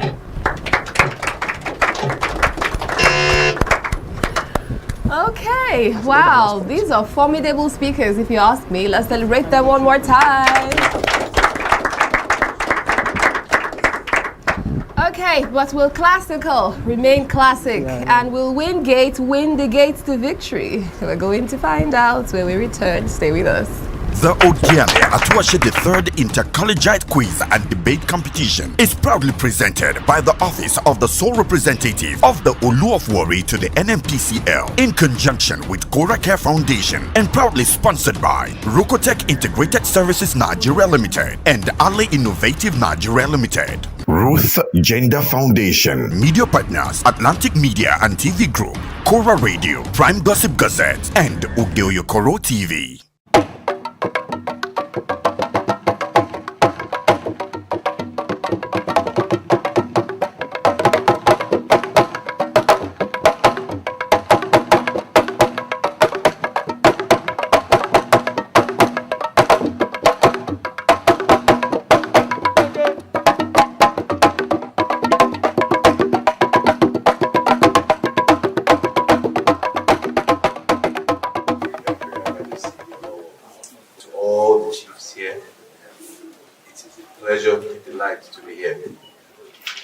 Personal. My grandfather, Ogiame Atuwatse III, was like home to him. Before he was crowned, he was in this area. When my father was crowned, on the 2nd of May 1987, Kabiyesi then also led a powerful delegation to the Shekiri to attend his coronation. And he in turn returned the visit, and I believe maybe in 1989 thereabouts, he also came on a thank you visit. Now, this is the 3rd generation of the Olu of Warri, and I think it's happening on your 5th coronation anniversary. It's truly divinely ordained. Kabiyesi, we are happy to be here. And I am personally looking forward to not only walking side by side with you, but putting my feet on the ground. I know there are blessings in this life. And I have come not only to partake of the blessings of God, but also bring blessings of Warri Kingdom and put them here.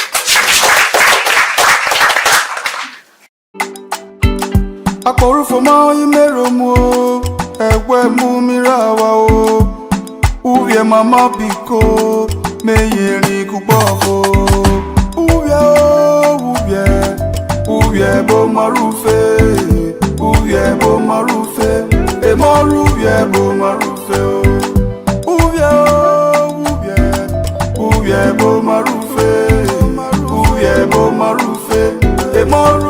bo marufe O mamoru aromunu viefe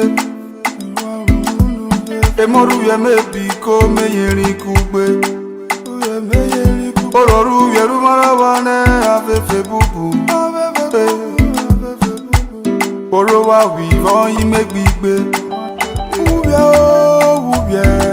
Uye bo marufe Emoru ye bo marufe Atlantic TV, culturally inclined and uniquely different.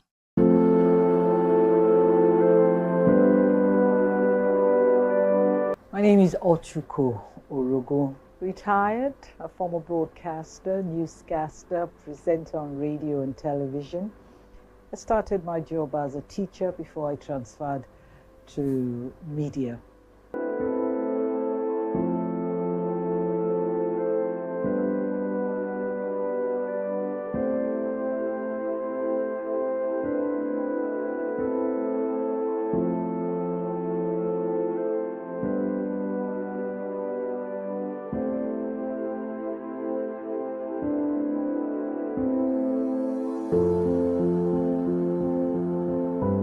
Well, let me make a confession here. If I wasn't a judge in this competition, I will never believe that these students came from Delta State, especially in Warri. I was able to see that we had well-educated children. The schools that we thought did not know what they're doing, I found out that they had done their best with the children, and that we have such children in Delta State. I'm very impressed with the ability of the children, and for a program like this to come, within us here is really commendable.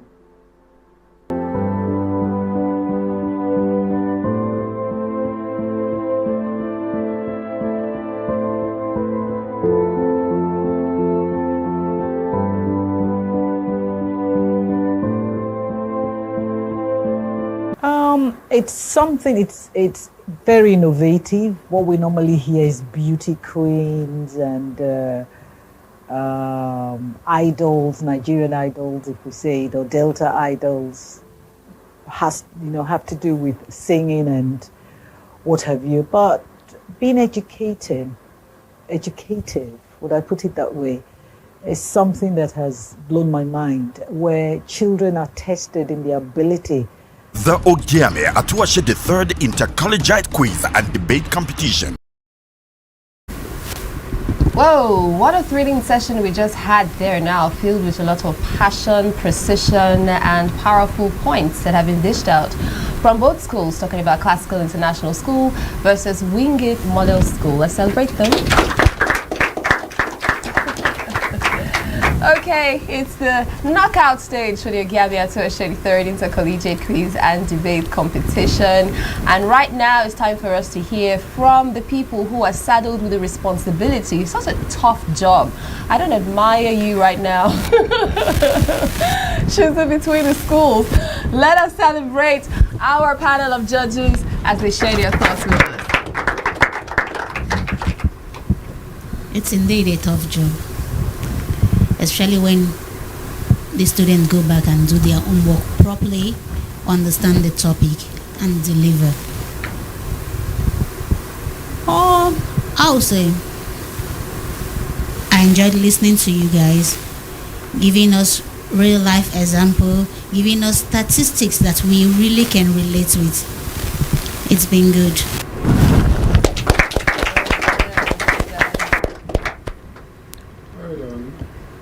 Good presentation as well. Some amount of work was obviously put into both schools. However, where something like agricultural technology leads to unemployment, it destroys the yield of the land. So we are not ready for agricultural technology as it were.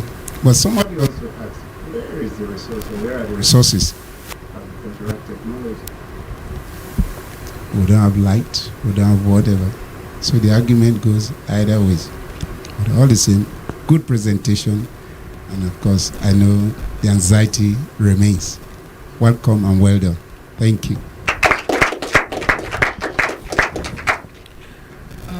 Good debate from both schools, but I need to say this.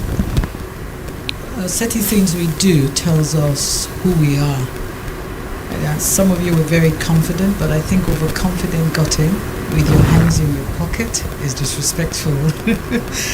I think you know yourself and you've already smiled about it. But I'm sure it's out of the anxiety or wanting to. That's why it happened.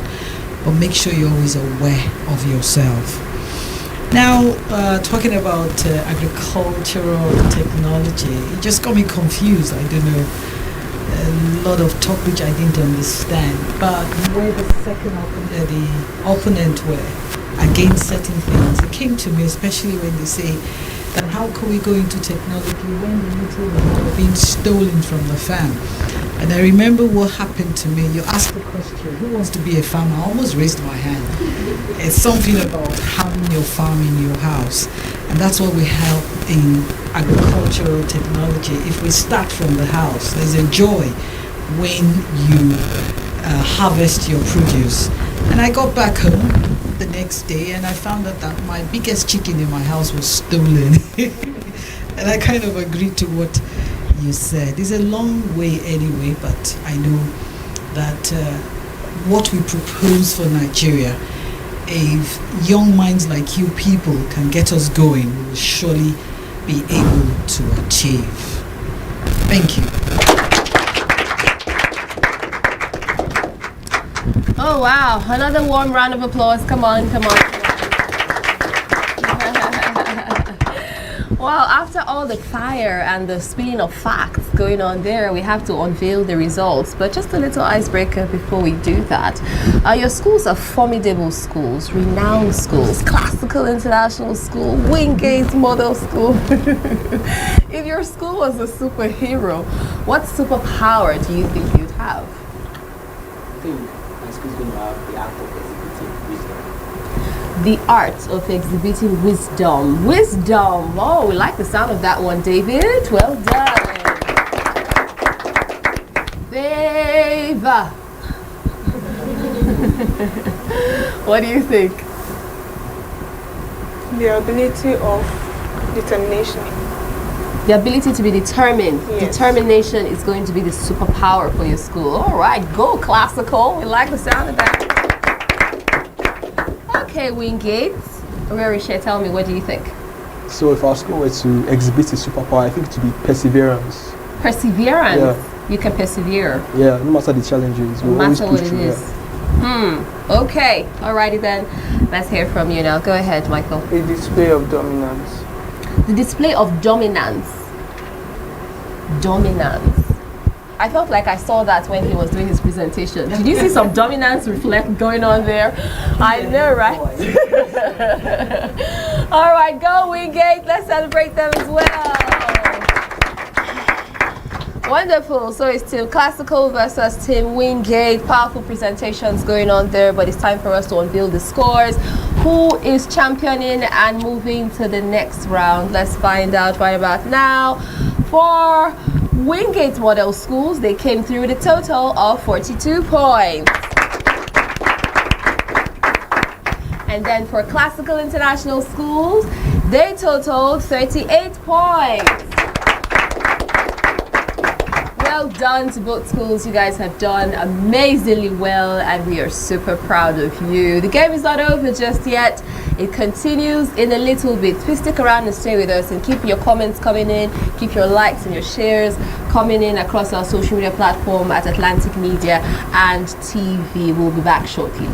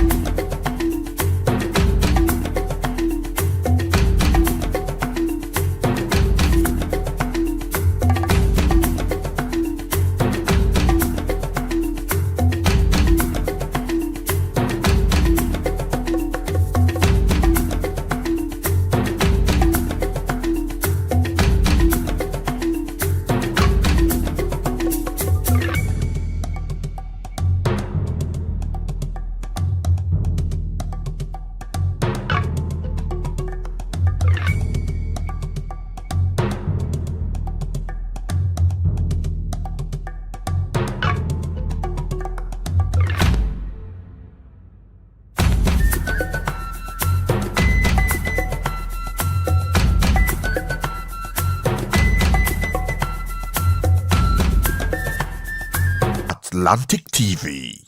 Culturally inclined and uniquely different. Don't miss out on exciting news, events, and more. Stay connected by following us on Facebook, YouTube, and Instagram at Atlantic Media and TV. Reply, great Nigerian student. Are you sure you want to be great? If you are sure, say great. Now, I want to say this. I'm a proud product of Nana College. I left Nana College 2003. I love you guys. And also, I'm also in the teaching profession. I also taught in Don Domingos College from 2017. To date, I'm still doing the job. Kudos to you guys. Now, life now sense. When I don't say you talk about drugs.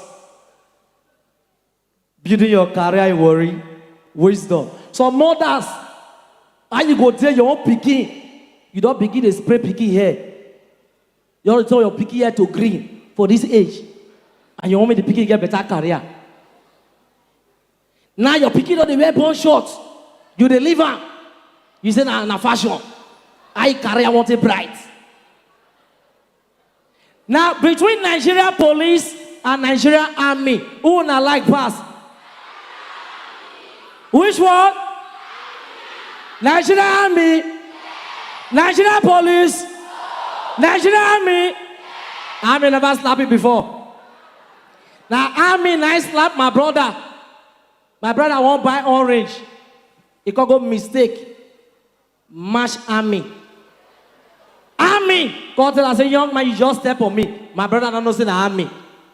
When my brother go say sorry, if they follow army, they rake. Unknowing to them. So who are you? Who are you? What can you do? As he direct the next way, see now. As I be slap as he talk, he leave on range. He goes say yo ice cream, yeah.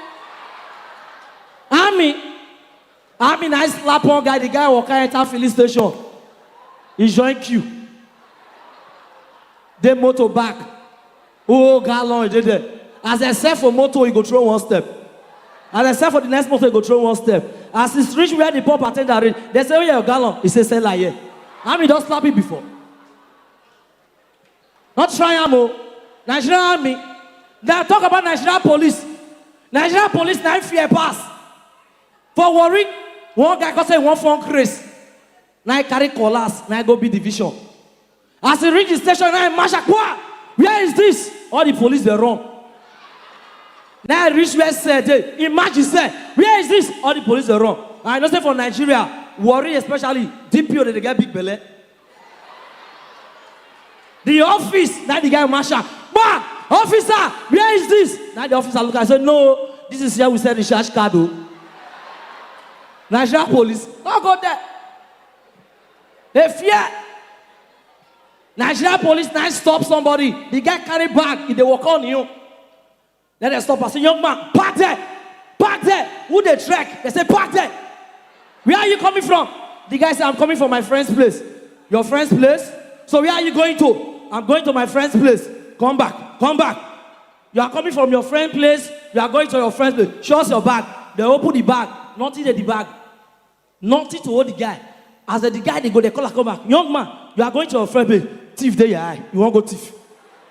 How you go come off your friend's place? They go your friend place with empty bag. Now I'm saying you want thief. Nigeria police. Now I tell people life now says not take drugs. One man take drugs. Now I go climb mango tree. Climb mango tree. The next thing we see, Ele and 4 come down. Now people run come and say, Papa Sean, why you fall? He said I don't ripe. Oh, you don't ripe. People go they look the guy. The guy don't ripe. No, where do they stay? Say they stay Ogunu. Where for Ogunu? Before Brahi. Now they put out for moto. They call the car, they go ask. Before we see, we call the fish normally. The way they tell us, it's not it ain't normal. As so they go. Now I say, that's my son coming. Because one boy, they come after for the compound. Say, that's my son coming. I say, this man normal. They okay. The next thing we see, say, that's my daughter coming. I said, this man normal now. Why you come for? The next one shock us, whoa, driver. We can see one man, they come out for the compound. And I said, that's me coming. You there here, you are coming? Oh, Bob, the country not balance. Not balance. The one way pay me for this country, every market, some days ago, it shocked me. One woman phone lost. Now they go report for every the police station. Say phone lost. Now they say call the number. Hello? 080-3897-2240. As I dial the number, now dip your pocket into the ring. As I talk to you, now dip your door carry. The country no balance. Now finally, what it shocked me, they rush one woman when he get belly, go General Hospital. What it shocked me for that, all these men, doctor, now to the worry. Not be every job that they do. Man, doctor say, oh, I will do it, I will do it, I will check. I will check. The man say, don't check, oh. Women, doctor, they don't check. He said, I will check. Now the man go check. As a woman born children, the two children are better. As I talk to you now, the daughter they Benin, it is serve now. Wisdom. Now finally, before I leave, the only way you can make revenge in life is for you to make money. If you not get money, you not even make revenge. One man from my village, poor die, poverty. Now your name, poverty. And for the family, he get only one pikin. If they train the pikin go army school, family no know. Listen, oh, pikin got big for army school, don't become oga. Papa could die. When Papa died, they call family meeting to bury the man. Pikin come, family no know say na army. Listen, oh, as they talk. He can't stand up as only son, make it talk.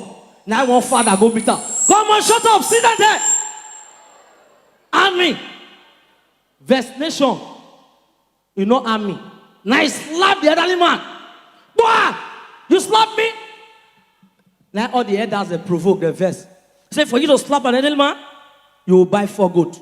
Now vest, now go. The day of the burial, trailer of goats. Now they enter. As they enter, the first elderly man, when he see for the village, give him 2 goats.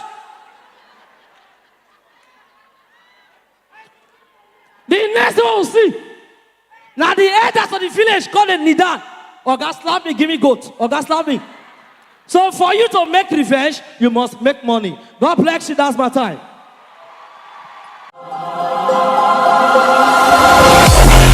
Who has got what it takes to wear the intellectual crown? Who will conquer the stage and walk home with the King's Prize? The Ogiame Atuwatse III inter-collegiate quiz and debate competition moves into the next phase, and the prize has just doubled. Now the debate champion will take home a jaw-dropping 10 million naira.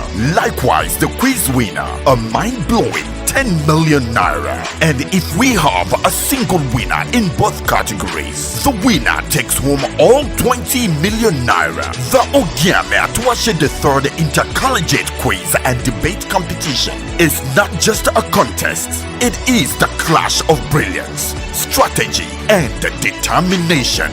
The fire is on. My name is Desoka, the comedy catalyst of one of Nigerian comedy. Alright guys, back again, yes boss, my name is Osh Baby. Ogiame Alade.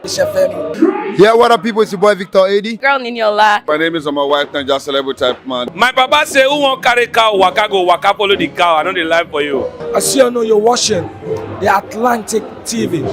Keep watching Atlantic TV. Atlantic TV. Keep watching Atlantic TV. Keep watching Atlantic TV. Keep watching Atlantic TV. Atlantic TV. Informative, educative, interesting, entertaining. Worldwide, international. Don't go anywhere, I'll catch you. Don't touch that die. Atlantic TV. Boom. Atlantic TV. We wanna party. Atlantic TV. Culturally inclined and uniquely different.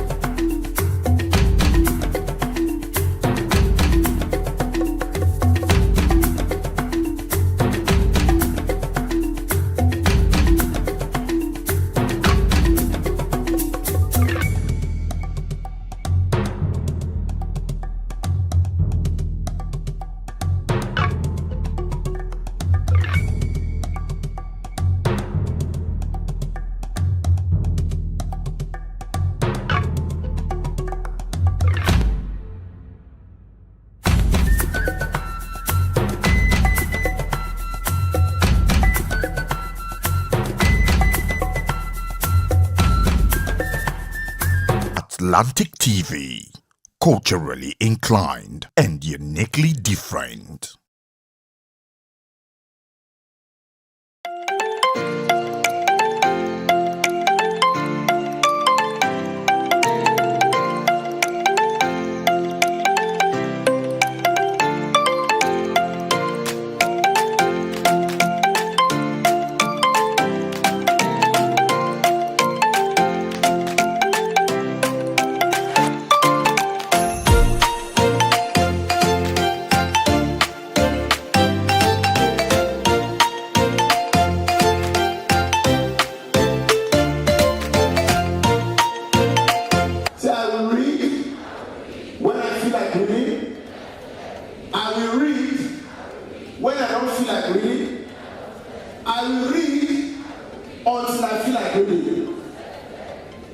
Your future is in your hand as a student, not in the hands of your parents, teacher, or anybody. Do not allow anybody to tell you that education is a scam. The vision of the future of the world started in 2002. Our vision is to build a world where every child is inspired to pursue their passion, reach their full potential, and contribute meaningfully to their community. Our mission is to empower the world child to embrace their unique personalities and temperaments, fostering a future of self-discovery, personal growth, and positive change. You see, you cannot put yourself as a parent in the child. The child has to develop, find out what he or she likes most. You can be absolutely anything you want to be, whether you are a male, whether you're a female. The friends you keep matters a lot. So you might be addicted, that is a fact. The truth, can you leave that addiction? That is the truth. Through the office of the sole representative of the Olu of Warri, and by the Olu of Warri, we are going to be paying for 100 SS3 students. Wow. WAEC. So if you add the 25, we're actually paying for 125 students, courtesy of His Majesty Ogiame Atuwatse III. And of course, for the Warri child, never give up. Just believe in yourself, and the sky is your limit. He said never give up. 22 solid years he carried a dream. Wow. The future of the Warri child is indeed safe and secure.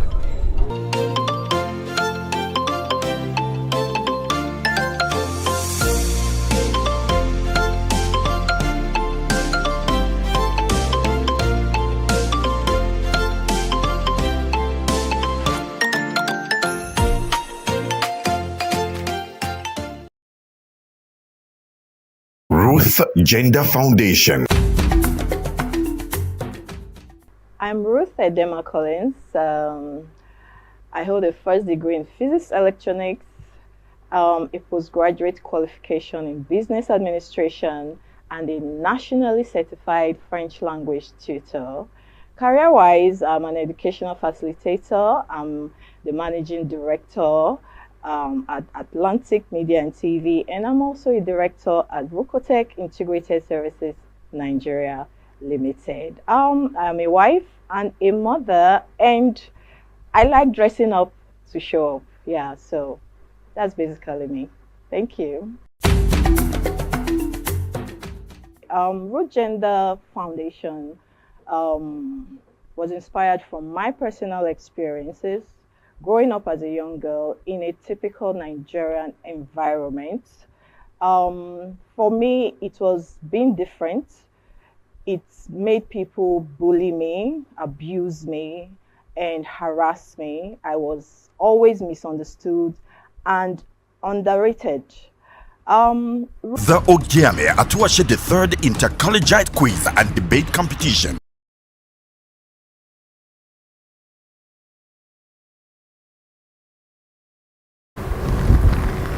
Hello and welcome back, ladies and gentlemen, boys and girls. The stage is set, the tension is real, and it's time for us to experience one more time the brilliance of the students and participants and debaters that are present here in studio. It's a knockout stage, round 2, debate edition of the Ogiame Atuwatse III inter-collegiate quiz and debate competition. I'm your host, it's Rejoice Debekeme here. Everybody's welcome on board.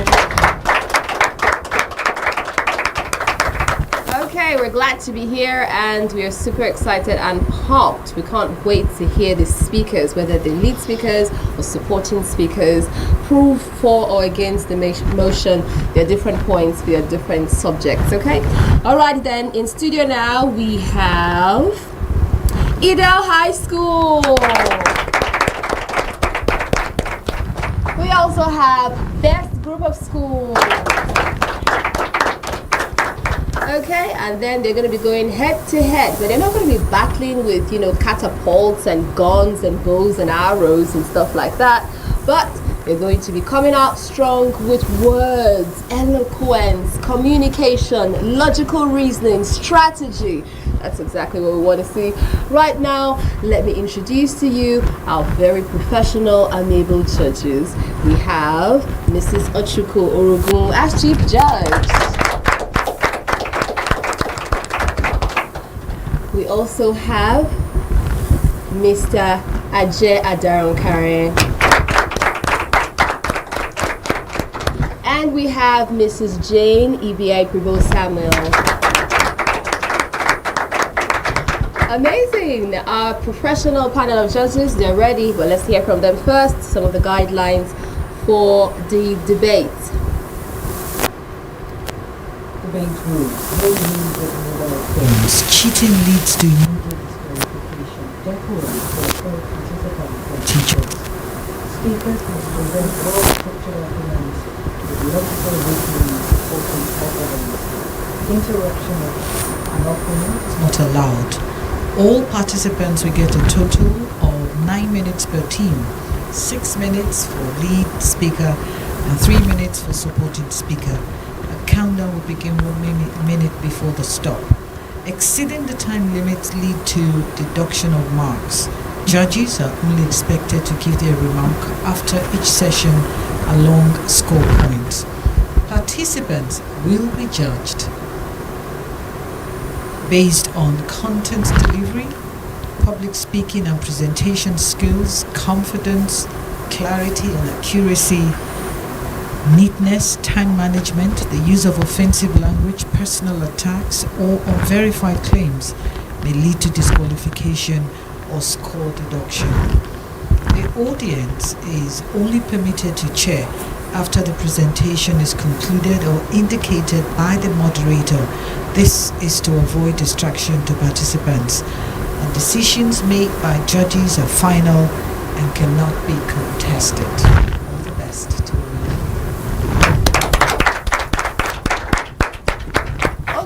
Thank you to our Chief Judge there, just reading out the guidelines for the debate. Debaters, are you ready? Yes, moderator. Are you sure you're ready? Yes, moderator. Okay, nice. Okay, we're rooting for you. This is not just a battle for a debate.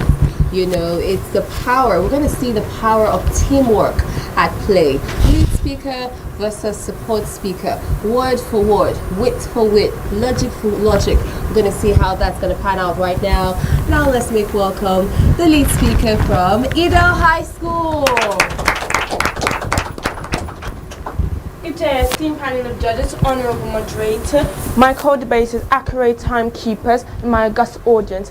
I am Maurice Bassi-Praise and I am a proud ambassador of Idel High School, and I stand firmly to support the motion which says Nigerian government is doing enough to support local businesses.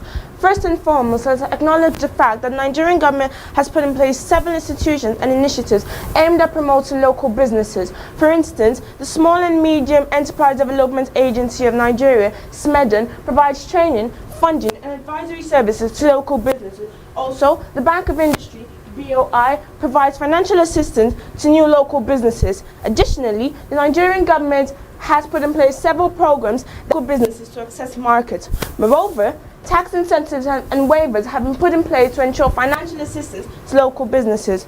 For instance, pioneer status incentives grants tax holidays to companies that invest heavily in priority sectors such as agriculture, manufacturing, and ICT.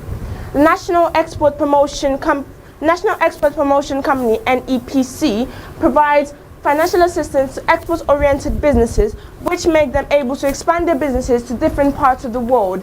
How can we say that Nigerian government isn't doing enough to support local businesses when foreign personnel are brought into the country and makes it better for local businesses to grow their businesses? Like Proverbs says, the world is a book, and those who do not travel only read one page.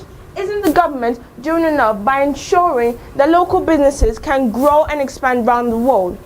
Now, my opponent might come up here and talk about insecurity, but the Economic Financial Crime Commission and the National Police Force have established a dedicated unit to ensure and protect local businesses and critical infrastructure. Also, furthermore, the government has put in place several programs that address critical issues such as infrastructure, such as insecurity, poverty, and unemployment, making it easier for local businesses to thrive in society. In conclusion, my esteemed panel of judges, it is undoubtedly sure that the Nigerian government is doing enough to support local businesses through institutions, initiatives, programs, and tax incentives that ensure that local businesses can thrive in society. As the quote goes, a bird in hand is worth two in the bush. Rather than complain of what we don't have, we should appreciate what we do have and work hand in hand with the government to ensure that local businesses can thrive in society. My esteemed panel of judges, august audience, I ask, if the federal government does not support local businesses, which are needed by the society to thrive, how would the federal system be able to stand? Thank you. Lead speaker there, dropping it like it's hot, where excellence meets eloquence. Okay, let's find out how the lead speaker from best group of school is gonna do. Let's welcome them up. Good day, moderator, impartial panel of judges, my co-debaters, and my respected audience. My name is Ogiame Atuwatse, a student of Best Group of Schools, Ubeji. I stand before you today to oppose the motion that the Nigerian government is doing enough to support local businesses. By definition, local businesses are companies that primarily serve in specific geographic areas, communities, and regions, often characterized by their physical presence and their focus on local customers. Examples of local businesses are cafes, bakeries, boutiques, hair salons, pharmacies, and so on. Considering the paramount importance of local businesses in providing jobs to millions of jobless Nigerians, generation of revenue for the government through taxation, and diversification in the marketplace that providing a wide variety of goods and services, one would expect the government to provide massive support to local businesses to grow, develop, and thrive. Unfortunately, the reverse is the case. While acknowledging some efforts made by the Nigerian government, I argue that their actions fall significantly short of what is needed to foster a sustainable and thriving business environment. As of 2020, Nigerian ease in running business ranked 131st out of 190 countries worldwide according to the World Bank. This ranking is clear attestations and an indictment on the Nigerian government that all its efforts, interventions, and programs are grossly inadequate on the support of local businesses. The right thing to do by a government that wants to take responsibility or better the life of its citizens was to declare a state of emergency after seeing such ranking. By so doing, all problems hindering the growth and development of local businesses will be tackled head-on. The Nigerian government's current support on local businesses is characterized by insufficient fund, bureaucratic hurdles, and a lack of comprehensive strategy. The budget given to business support programs are demonstratively inadequate, leaving many small and medium enterprises struggling to access crucial resources like grants, loans, and training opportunities. Furthermore, the application processes of these programs are overly complex and time-consuming, creating a significant barrier to the business, particularly to those lacking the resources to navigate the bureaucratic red tape. This results in many deserving businesses being unable to secure support used to grow and thrive. No wonder over 80% of small businesses die on or before 3 years of establishment. Moreover, the government approach lacks a cohesive long-term strategy. Piecemeal initiatives without a clear vision or coordinated effort fails to address the systemic challenges faced by local businesses. There is a crucial need for a comprehensive plan to address issues like infrastructure development, access to markets, and workforce training. Without these plans, all government efforts remain fragmented and ineffective. The government claims of support often contrast sharply with the realities of local businesses. Anecdotal evidence from numerous business owners shows persistent struggling with high taxes, inadequate infrastructure, and lack of access to essential services.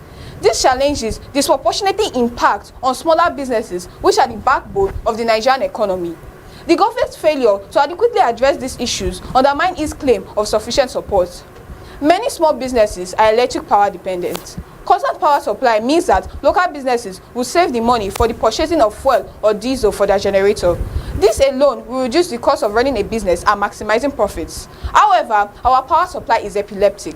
As a result, power-dependent businesses spend heavily to provide electricity for themselves. From 1999 till date, billions and billions of naira have been budgeted for power generation, but yet all we have is inadequate power supply that cannot support our local businesses.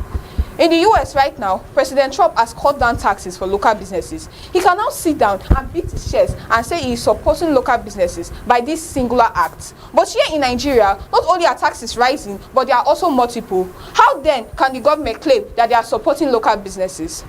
Nigeria is a consuming nation that is heavily dependent on importation of different items like food, clothing, pharmaceuticals, and a lot of other finished commodities. The currency used for this trade or transaction is dollar. Local business owners struggle to get dollars for business purposes, but yet politicians that have no immediate use of it have dollars in abundance.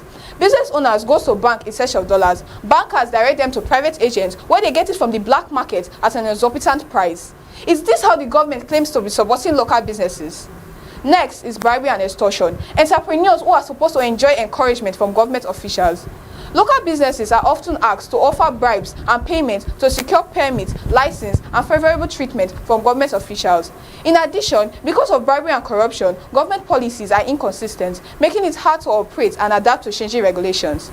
In conclusion, while the Nigerian government has undertaken the initiative to support local businesses, their efforts are insufficient to meet the significant challenges faced by the business community. The inadequate funding, bureaucratic obstacles, lack of a comprehensive plan, corruption, poor infrastructure, lack of focus, multiple taxation, and unfair competition demonstrate a need for a more robust and effective government support. Therefore, I urge you to reject the motion and acknowledge the urgent need for the Nigerian government to increase its commitment to fostering a more thriving and local business environment. Thank you. Okay, the lead speaker there, standing confidently like a commander and spitting her points like a poet. We've heard from the lead speakers from our schools represented here, Edel High School and Best Group of Schools. Now it's time for us to find out if the support speakers are going to match the energy. Let's make welcome the support speaker from Edel High School. Good day, honorable judges, moderator, accurate timekeeper, co-debater, and my distinguished audience. Standing before you is the prestigious Efilo Forisholaja, and I'm here to strongly support the motion which states that the Nigerian government are doing enough to support local businesses. Let us begin by addressing the critical issue, the government support in terms of policy development and ease of doing businesses. In 2019, Nigeria was ranked the 131st country out of 190 countries in the World Bank Ease of Doing Business Index. Though this may seem discouraging, but in 2024, the government, under the administration of His Excellency President Bola Ahmed Tinubu, have taken bold initiatives to remedy this challenge. Initiatives like the National Policy on Micro, Small, and Medium Enterprises, who has jointly collaborated with the CBN Governor, Mr. Olayemi Cardoso, and has made it easier for local businesses to register, access credit, and obtain licenses. The Corporate Affairs Commission, CAC, under Honorable Ademola Sariki, has introduced online business registration, cutting down the time it takes to register a business from 16 days to just a few hours. Isn't that a significant step in making businesses smoother and more accessible? But it's not just about infrastructure. It's not just about financial aid and policy. Let's talk about infrastructure. An area that has long been a challenge. However, in recent years, there have been considerable improvements. The government has heavily invested in road construction, power generation, and telecommunication. These improvements are vital since the local business need stable and reliable infrastructure to thrive. The Presidential Enabling Business Environment Council, PEBEC, has spearheaded initiatives by reducing bureaucratic bottlenecks and improving infrastructure, resulting to 20% increase of foreign direct investments from 2018 to 2024. In conclusion, honorable judges, esteemed opponents, and my distinguished audience, the evidence is clear. Nigerian government has produced deliberate, significant, and ongoing effort to support local businesses, from policies to promoting ease of doing business, to financial schemes, infrastructure development, and targeted support for youth entrepreneurs. The Nigerian government are playing essential roles by making the government and this country an environment where local business can not only survive but thrive. So I ask you, how can we argue that the governments aren't doing enough when initiatives are put in place to help local businesses? My opponents may say that there is no help, there is no evidence of support to local business. But how much more do we want from a government committed to transform the Nigerian economy and also ensuring that the local business remains the heart of transformation in this country? As the popular saying goes, when life gives you lemon, make lemonade out of it. Thank you. Okay, supporting speaker spitting fire there as well. Now let's make welcome the support speaker from Best Group of School. Good day, moderator, distinguished judges, my co-debaters, and my audience. My name is Joseph Donezi, and today I stand before you to oppose the notion that the Nigerian government are doing enough to support local businesses. First and foremost, let's examine the issue of access to financing.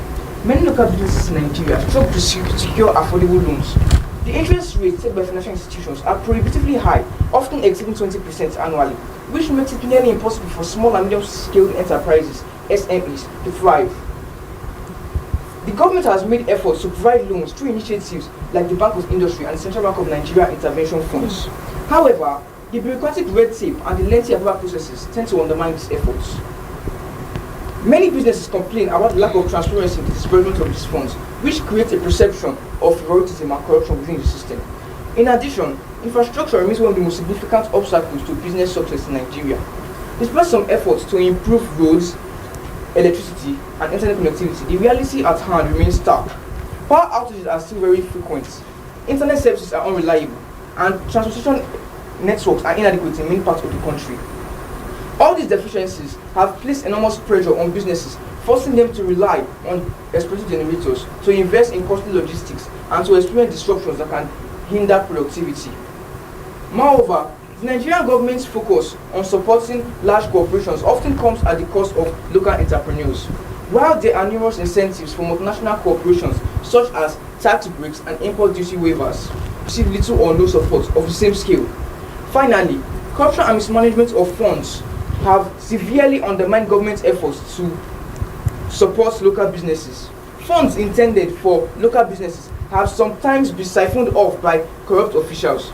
Even when projects are launched to support local businesses, the implementation is typically slow, inefficient, and really with challenges. From the standpoint given by my lead speaker and I, it is clear that the Nigerian government must do more to create a conducive environment for local businesses to thrive.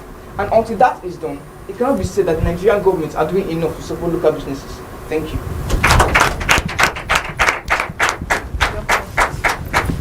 Oh wow, I like the kind of applause coming through. I mean, you know they're deserving of it. Another round of applause for them. It's 10 million naira we're talking about here. Yes, that's right. 10 million naira is no small money at all. It's a lot of money. No jokes. You have to rehearse and prepare and be concise and, you know, deliver excellently your content and to just get there, make it to the top and move to the next round. And we've had our formidable schools here battling it out intellectually to just get the next spot in the next round. But who is going to move to the next round? Is your favorite school going to move over? Well, stick around. We're going to find out from the judges on the other side. The Ogiame Atuwatse III inter-collegiate quiz and debate competition is proudly presented by the Office of the Sole Representative of the Olu of Warri to the NMPCL in conjunction with Cora Care Foundation and proudly sponsored by Rukotech Integrated Services Nigeria Limited and Ale Innovative Nigeria Limited. Ruth Gender Foundation. Media partners Atlantic Media and TV Group, Cora Radio, Prime Gossip Gazette, and Ogeoyokoro TV. Some of you may already know my story, but 27 years ago, I was an undergraduate in the university in Lagos. I had 15,000 naira, and I started a small micro business. That small micro business was just going from house to house, making up for people who were getting married. There was a problem, I found a solution. The problem was people who were getting married wanted to be beautiful. They wanted to be beautified. They wanted someone who would take the responsibility to do so. That was a gap. I found the solution.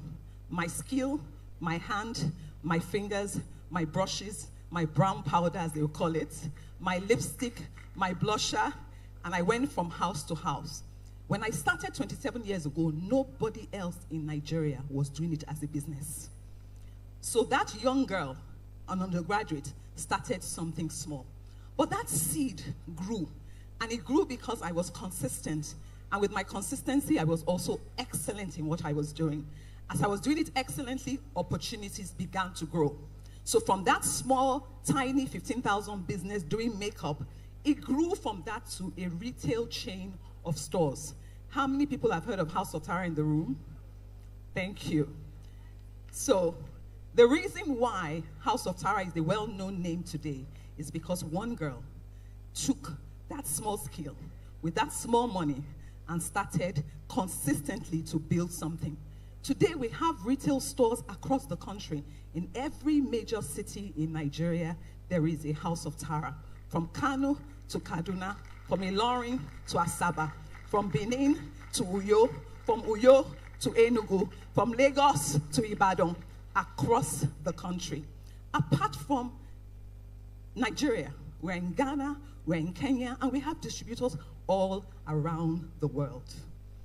It moved from not just the retail, thank you, not just the retail business, but we also started having people who were interested in learning the trade. I want to be a makeup artist like you. How can I be a makeup artist like you? And I opened a makeup school. Today we have makeup schools across Nigeria training makeup artists for the industry. So every time you see a makeup artist serving you somewhere, they are either connected to House of Tara or connected to somebody who was trained by House of Tara or connected to somebody who trained House of Tara that was trained by House of Tara that was trained by House of Tara. From the school, as I was training in the school, people were saying, we need products. We need our own product, a product that fits us, that is available to us. Then I went and created our own makeup line. House of Tara produced the first indigenous makeup brand before anybody in Nigeria had a makeup brand. An Iwere land girl came up with the first makeup brand in Nigeria. Today we stand as an inspiration to many other brands. Today many people have brands, but this was started by one girl who started small. The third was it wasn't enough that I was building a business, it was generating income from me. I decided I wanted to have impact. And this is what the Olori is very particular about. Is that she's saying to us, I don't want us to just build businesses. I want us to build businesses that are impacting our community, making it a better place, making other people generate money because of the money that we are generating. And I went on a path of impact.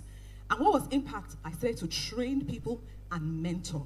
So if you're an entrepreneur here, you started a business, make sure that you are training 1, 2, 3 people. Teach them the skill that you have learned about entrepreneurship. Teach them the skill that you have. They can also do the same. And as you're teaching them, ask them to also teach others. Is that okay? Are you with me? So this is impact. So I was making money, that's income. But now I was ready to make an impact. The question is, so why? People say to me, why are you training people? You want them to be better than you. They're going to have more money than you. They're going to be more popular than you. I don't train my trade secrets. And they will say it to me over and over again.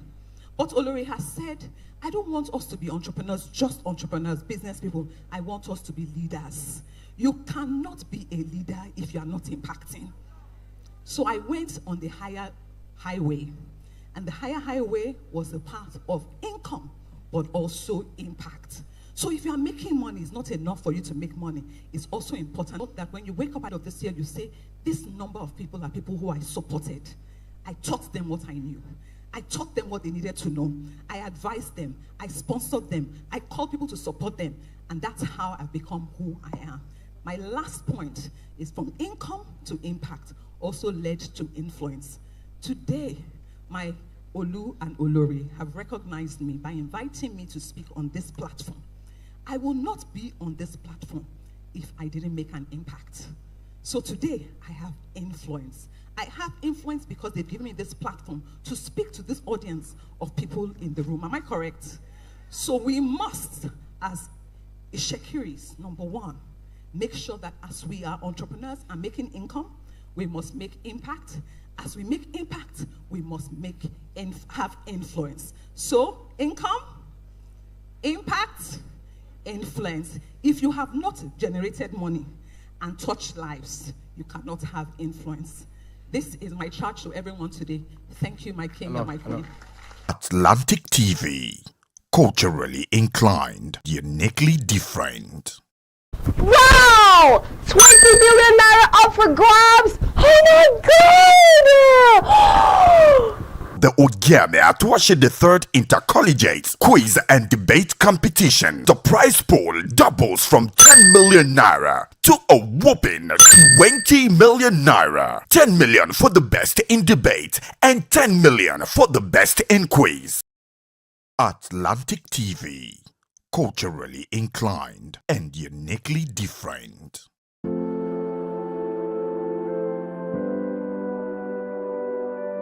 Okay, my name is Jane Tosan Ibiaiprebos Samuel, the creative director, Cake Street Sugar Craft.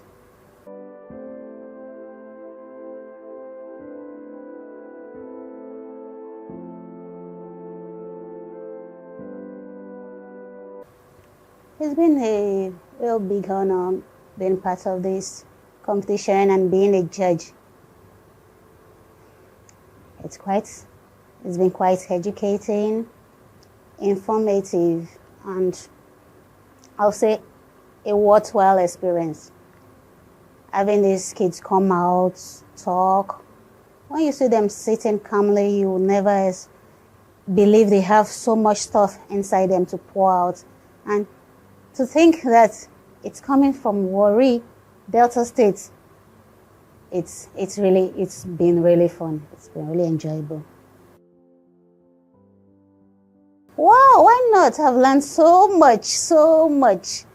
Coming to talk about the social media being catalyst for change, and wow, it's been really informative. So many things I learned, so many things I never thought in that light before now. It's been really good.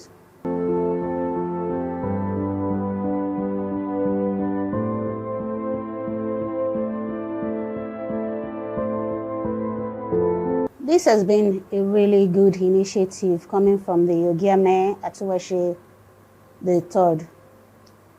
And I would want to rather advise or encourage other individual parastatals, wherever, they should try and emulate. It's a good one because we've never had it this good. Think of the prize money, that's much money, so to say. And so others, individual coming in and taking this initiative and running with would be a good deal. The Ogiame Atuwatse III inter-collegiate quiz and debate competition.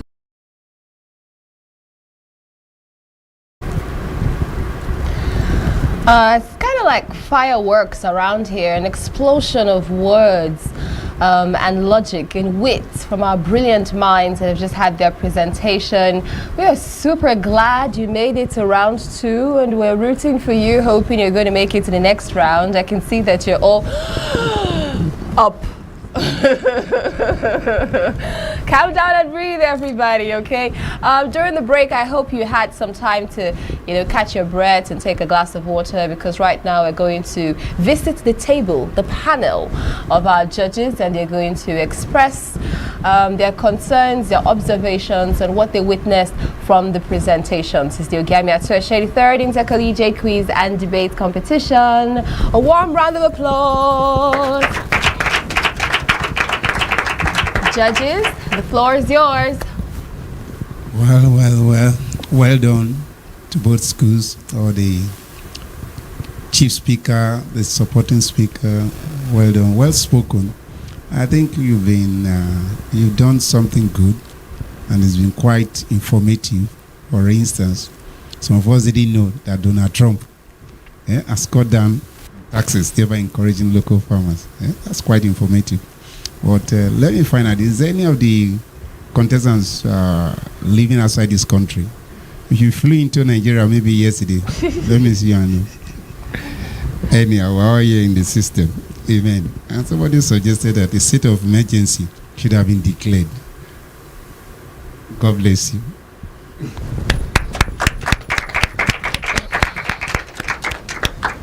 Indeed, real fireworks.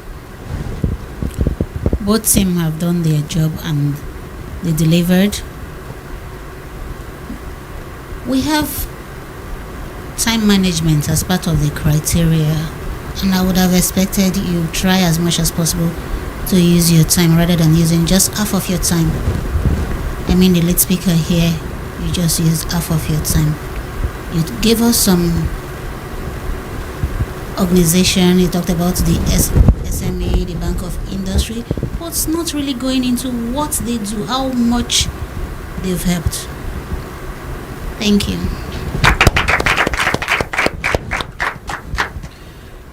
One of the debate rule is neatness, and that is where most schools get it, because basically all of you come here neatly.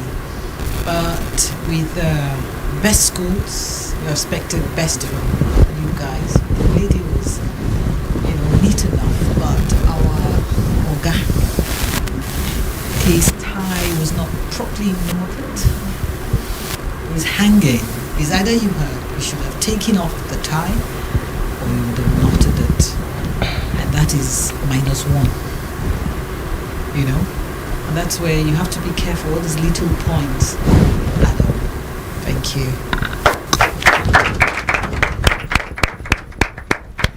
Is that the way you clap for our judges? What? Come on. I know we have our brilliant minds on stage, panning left, right, back, and center, dishing out their points, but it's not easy to be a judge right now. I don't envy them. They're really on the hot seat, to find out very accurately who is deserving to go to the next round. Okay, just before I reveal the scores, how are we feeling? Ooh, a nod on the head. Okay, we're short of words now. All of a sudden, what? Come on now. All right, so this is Team Bassi and Team Christabel from Edel High. When your teammates, when you're not debating, who talks the most?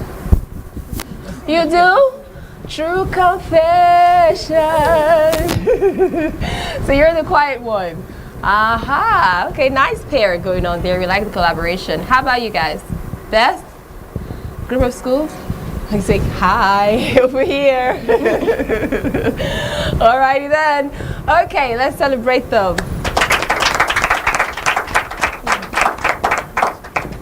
And having had such an amazing performance and beautiful presentations going on there, they literally kept us at the edge of our seats and just watching them do their thing. We're going to find out if their energy is matching up with their numbers right about now and who is transitioning nicely and progressing to the next round. Our judges have given their final verdict. Here we have it. For Edel High School, they totaled 38 points. And then for best group of schools, they came through with a total of 43 points. Well done, guys, and congratulations to you. Oh my goodness, let's celebrate them again. Wow, but of course, I must tell you and I must confess that you're all brilliant speakers, all right? You did so good with your oratory skills and all of that, and this is just a step in your journey as a speaker, as an orator, as a leader, wherever it is that you are. It's not the end of the journey, all right? Okay, power up, girls, power up, girls. Don't forget, we have 2 million naira at stake. The best female participant, courtesy of Root Gender Foundation, they're offering 2 million naira there, and then of course we have 10 million naira for the winner for the quiz competition, 10 million naira. For the debate competition, for the Ogiame Atuwatse III Intercollegiate Quiz and Debate Competition. A warm round of applause to the organizers. This is brilliant. This is beautiful. We're not going anywhere just yet. We're going to go for a quick break and then we'll return back to other powerhouse, formidable, renowned schools that are waiting to drop it like it's hot. The Ogiame Atuwatse III Inter-collegiate Quiz and Debate Competition is proudly presented by the Office of the Sole Representative of the Olu of Warri to the NMPCL in conjunction with Cora Care Foundation and proudly sponsored by Rukotech Integrated Services Nigeria Limited and Ali Innovative Nigeria Limited. Ruth Gender Foundation. Media partners Atlantic Media and TV Group, Cora Radio, Prime Gossip Gazette and Ugeoyokoro TV. Ruth Gender Foundation.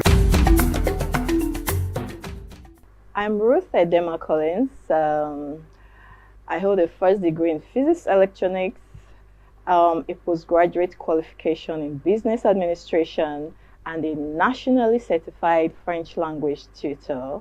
Career-wise, I'm an educational facilitator. I'm the managing director at Atlantic Media and TV, and I'm also a director at Rukotech Integrated Services Nigeria Limited. I'm a wife and a mother, and I like dressing up to show up. Yeah, so that's basically me. Thank you. Root Gender Foundation was inspired from my personal experiences growing up as a young girl in a typical Nigerian environment. For me, it was being different. It made people bully me, abuse me, and harass me. I was always misunderstood and underrated. Root Gender is a foundation that is dedicated to building confidence in the Nigerian girl child through educational and inspirational programs, like supporting programs that promote girl child education. We also organize physical exercises for our young girls for the overall well-being of their mental and physical states, and also for the acquisition of self-defense skills. We also sensitize girls on laws that protect them. In our constitution, a lot of girls do not know that they have rights, that there are laws that protect their interests in Nigeria. Hence, they are vulnerable, they are living in fear, which is stopping them from reaching their full potentials. So we sensitize them on the laws that protect their interests. This, like I said, is visioned towards building confidence in the Nigerian girl child. So that is just a wrap-up of what we do at Root Gender Foundation. I would say I resonate with the struggles and the challenges of the girl child, particularly the Warri girl child. I happen to grow up in the heart of Warri. From an average background. My family is an average one, but I experienced a lot. Like I said, I was bullied, I was overlooked, I was harassed for being a different child, for daring to be different, and nobody was taking note and tapping into my potentials. So my interest for the girl child is I would love to be a voice for the girl child. They need people to believe in them. They need people to speak for them. I also want the Warri girl child to know that there is hope beyond the reef. I want them to see the bigger picture.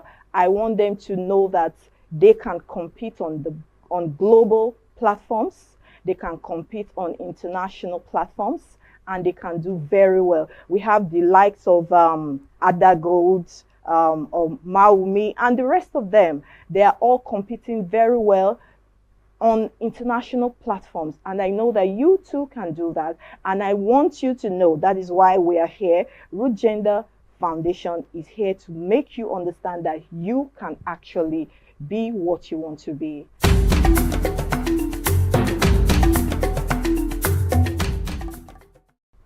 as part of our objectives at Roots Gender Foundation, we are dedicated to promoting girl-child education.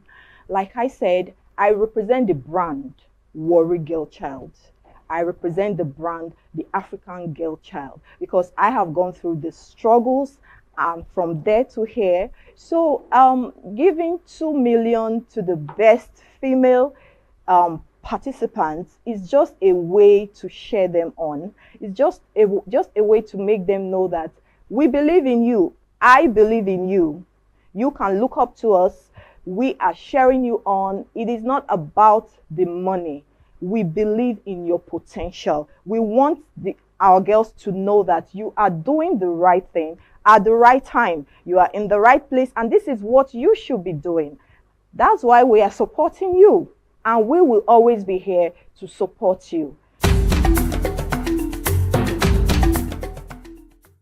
Girl-child empowerment to me is enforcing laws that protect our girl child. You know, my NGO, we've been pursuing a bill that we will see to be passed. We are asking that our girls should be allowed to carry pepper spray as weapons of self-defense.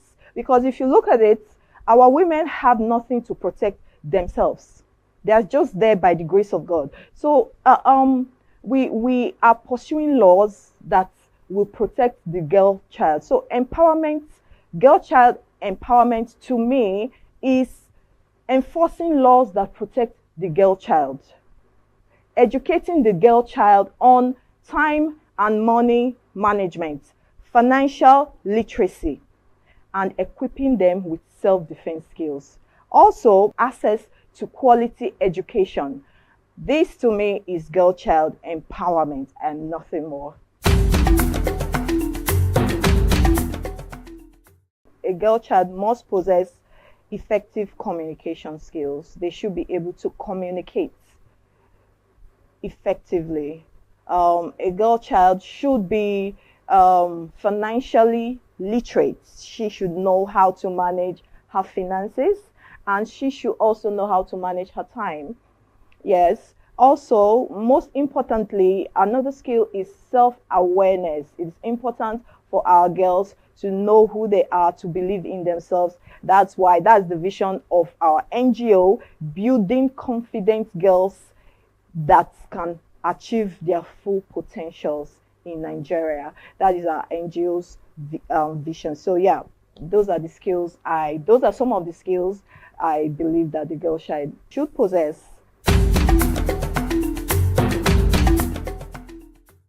She needs role models. She needs people that have dared that path and have made it. Our young girls need role models. That's why we have to do better. We have to do the work. We have to bridge the gap. We have to share them on like we are doing. You can achieve your dreams. First, you have to make education your best friend. Every effort you put into learning will always be there for you to never fail you. Boys will break your heart, people will break your heart, but every effort you put towards learning, anything, everything will always come through for you. So for you to achieve your dreams, look towards the right people, look towards the right direction. There are people that have achieved in that route. I will encourage you to look up to them, learn from them. That is just the way to achieve your dreams. My message to the Warri child, like I said, I represent the brand Warri Girl Child. We are letting the world know that we are not vile, we are not roused, we are educated, we compete intellectually, we have good things ahead of us. We can do it on the global platform, we can do it on the national platform, and we are everything there is to be a woman. I would encourage you, Warri Girl Child, make education your best friend. Make education your best friend. Learn new things. Learn new languages. Okay? And the sky will be your starting point. We are always here to cheer you up. Don't forget that my name is Ruth Edema Collins from Root Gender Foundation, and from all of us wishing you the best, we say keep watching Atlantic TV. Ruth Gender Foundation. Earlier yesterday, 25th of November 2024, the Office of the Sole Representative of the Olu of Warri, liaison to NNPCL, in collaboration with the Kora Global Care Foundation, visited 9 schools in Warri, Delta State, to fulfill its commitment made on the 24th of October to pay for the enrollment of over 100 students in Senior Secondary School 3. Prior to this day, the Office of the Sole Representative of the Olu of Warri, liaison to NNPCL, had organized a one-day career seminar for senior secondary school students in Warri South, Warri Southwest, Warri North and environs, tagged The Future of the Warri Child. The Office of the Sole Representative of the Olu of Warri, liaison to NNPCL, in collaboration with the foundation, organized a 4-day school tour to fulfill its promises and to also sensitize the schools for the upcoming quiz and debate competition coming up January to June 2025. Yesterday being the first day of the school tour, Mr. Kokatoyo, Executive Secretary of the Foundation, alongside members of the Foundation, visited the following schools: Wingate Modern College, Benchill Schools, Eaglemite International Schools, Dom Domingos, Demonstration Secondary School, Montessori International, Ugborikoko Secondary School, Elivado Delta Secondary School. I just want to thank the Olu of Warri and his team for offering me this free enrollment. Thank you so much. I feel very grateful for this opportunity, and I pray that God will bless all the people that helped in paying my work fees. Presently, all my children, they want to attend that seminar again. We look forward to the competition coming up in January. He's a good man for doing this for so many students out there. God should bless him and guide him and his family. Ogiame Atuwatse III. The enrollment continues today.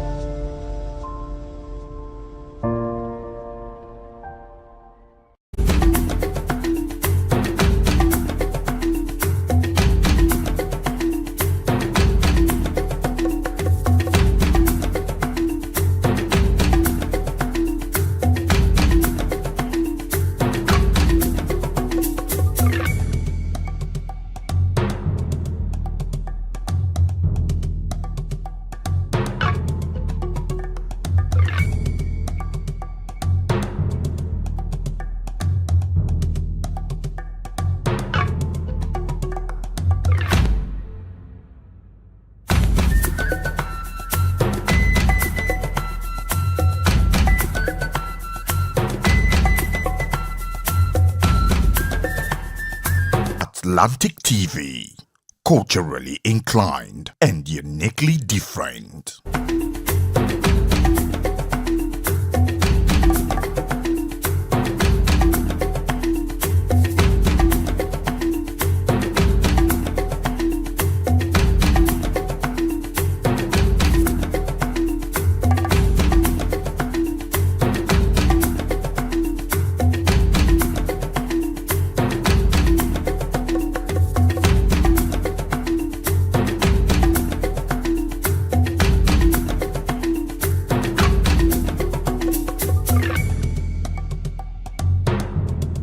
The Ogiame Atuwatse III inter-collegiate quiz and debate competition.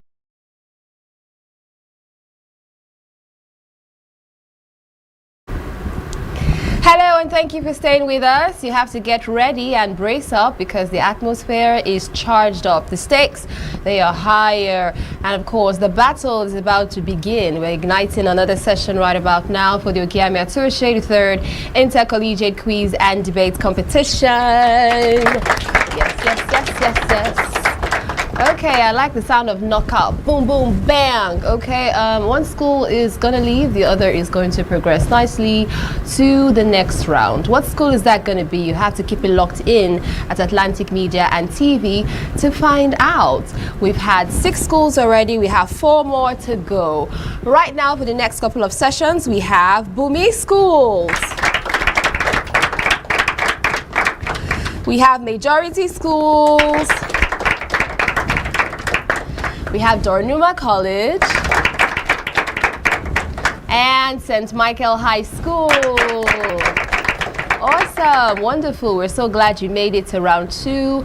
And then, of course, we trust that you're going to deliver excellently when it's your turn to shine.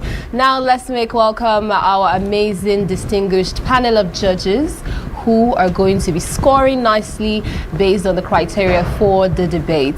The chief judge for today, we have Mrs. Ochuko Orogun. We also have Comrade Ajay Adaron Karen.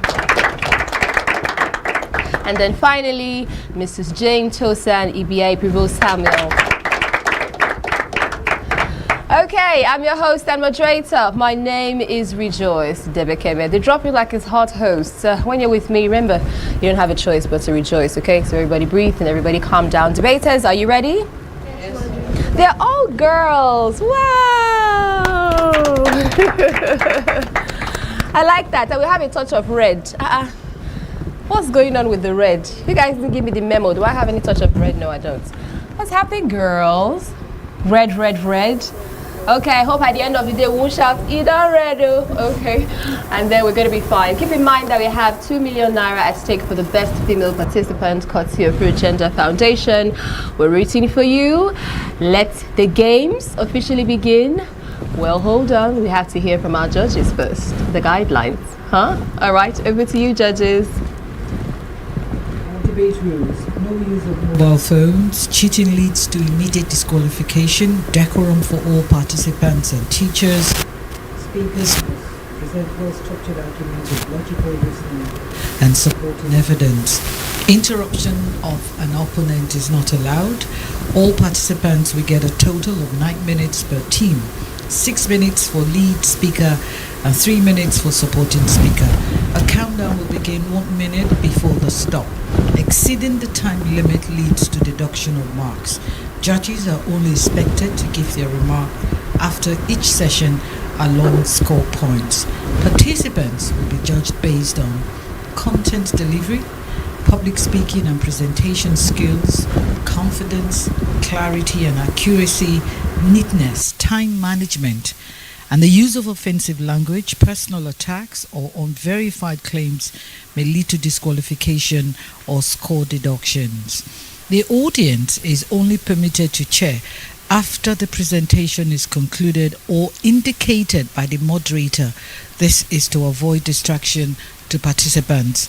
Decisions made by the judges are final and cannot be contested. Wishing you all the best. Thank you, thank you. Yes, we are indeed wishing you all the best. So we have going head to head in the battle of words. We have Bumi schools versus majority schools. And therefore, or against the topic, should teachers be paid more than politicians? I'd like to hear the argument points for this one. Okay, let the intellectual fireworks begin. Let's make welcome the lead speaker from Bumi School.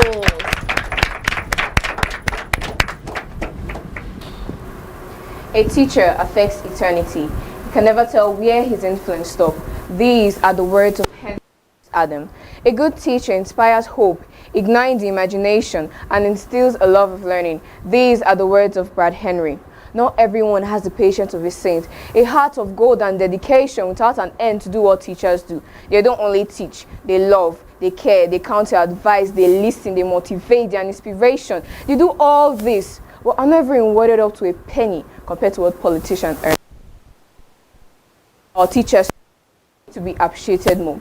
Oh, and with this I say, to the panel of judges, accurate timekeeper, our moderator, my teachers, fellow students, co-debaters, ladies and gentlemen. I am proudly Miss Amuche Shinachuku from Bumi School, and I firmly speak in favor of the notion that says, should teachers be paid more than politicians? Panel of judges, ladies and gentlemen, and my co-debaters, today we gather to discuss a crucial question. What is the true value of those who shape young minds versus those who make the law? Should those who educate our future leaders be paid more than those who make the law? I firmly believe that teachers should be paid more than politicians. As a student, I've seen firsthand the impact that dedicated teachers have on our life, and it's high time we give them the recognition and compensation that they deserve. But first, what are these two professions? Who is a teacher? A teacher is someone that is compassionate and dedicated in nurturing the knowledge and growth in others, fostering a love of learning. Who is a teacher? A teacher is someone who helps others to acquire competence and virtue. Who is a teacher? A teacher is someone who shares knowledge, skills, and values. Who is a teacher? Teachers are counselors. Teachers have the ability to shape leaders of the future in the best ways for society to build positive and inspire future generation, and therefore design society in both local and global scale. In reality, teachers are the most important profession in the world. Those who have an impact on the life of children in society today have the power to change lives, not just for the children themselves, but in the lives of all. Teachers are role models. Teachers are the ultimate role models for students. The teacher-student connection is invaluable for some students who may otherwise not have stability in their personal lives and in their academic growth. Teachers are there with compassion and dedication to help them in their goals. Teachers provide the power of education. Knowledge and education are the basis for all things that can be accomplished in life. Teachers simplify the complex. They make abstract content accessible for students. Teachers don't accept failure. Therefore, they know when to push their students. They know when to give a gentle nudge in the right direction. And they know when to let them figure it out on their own. But one thing teachers never do is to let their students give up. Have we ever considered that teachers often work long hours, grading papers, preparing lessons, and supporting students, but politicians are more in control of their schedule? Teachers maintain high standard of honesty and integrity, building trust with students, parents, and their fellow colleagues. But politicians face scrutiny for broken promises, misleading statements, outright lies, and eroding public trust. Teachers are known to serve and impact our future generation, but politicians are known to serve their personal interests. Teachers follow through commitment, delivering on promises made to parents and students, but politicians are known to make promises during campaign, but fail to deliver once in office. If we pay teachers higher, it will boost teachers' morale and job satisfaction, improve teachers' turnover, improve student outcome, it will support teacher diversity and inclusion, and most importantly, it will show the recognition and worth of our teacher in our society today. Countries like Japan, China, Saudi Arabia, Portugal, Canada, they know the true worth and value of their teachers. That's why their teachers are being paid higher. That's different between our future generation and theirs. If we pay politicians more, we're essentially saying that politics is better than education. Nelson Mandela once said, "Education is the greatest weapon one can use to change lives." He also said that the greatest glory in living lies not in never falling, but rising every time we fall. Teachers help us rise. It's time we gave them the recognition and compensation that they deserve. In the end, it's not just about paying teachers more, it's about valuing education and the future of our society. So let's make a statement and prioritize those who actually make a difference in our lives.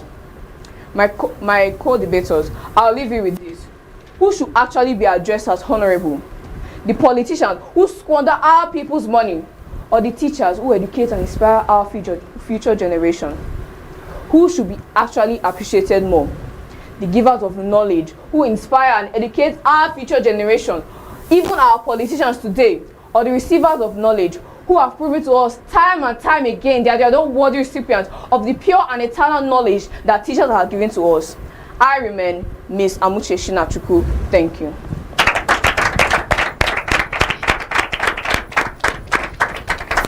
Oh wow, I told you the fireworks have begun already. I'm sure your teacher must be very proud just listening to you there.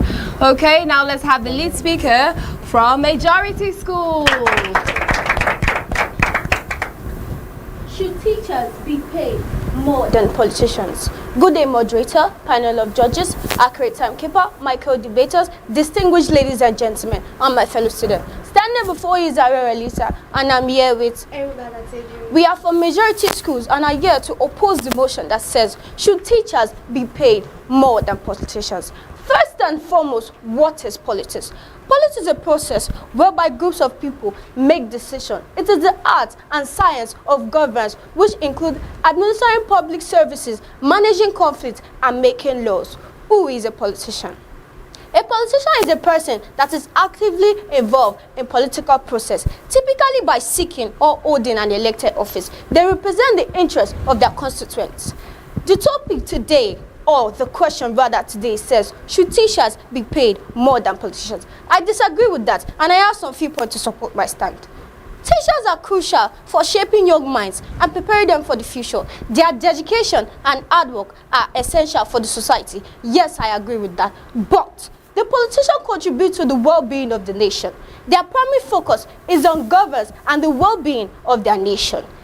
And the well-being of that nation, it is debatable whether a teacher should be paid than the politicians. While both professions are vital, their roles and responsibility differ significantly.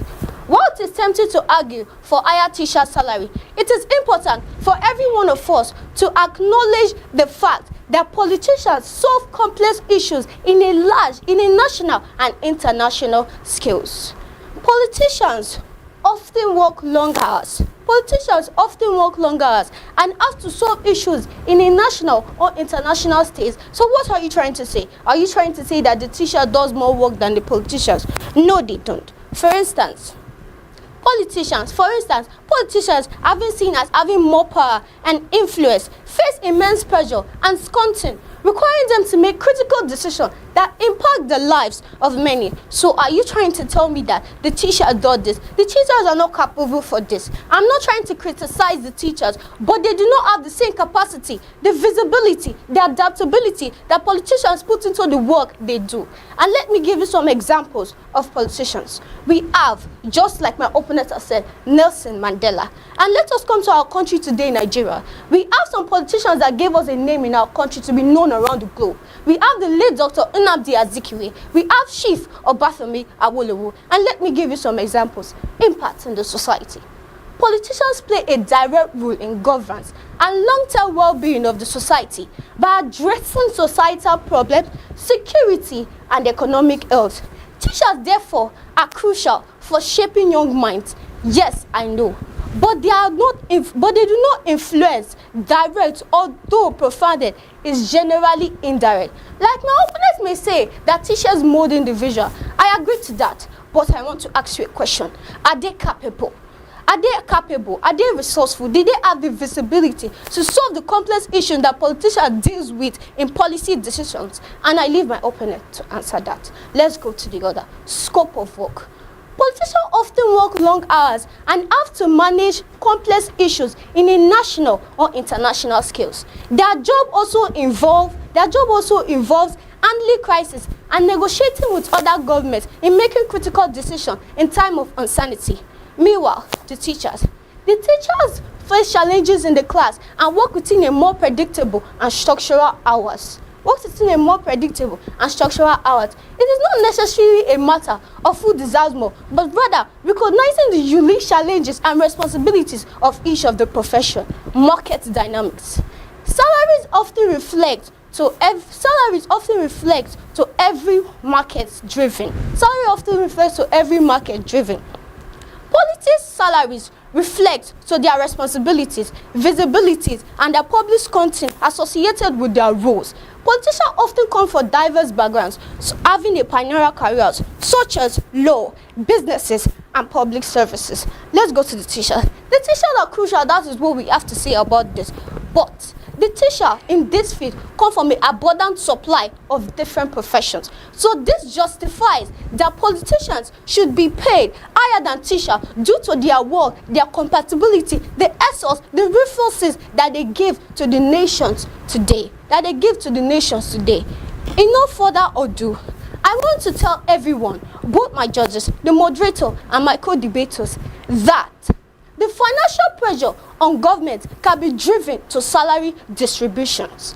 In conclusion, teachers are crucial for the society and very important, and I agree to that. But the politicians has a higher degree of the compatibility, the visibility, and the ability for them to stand and solve issues in our society today.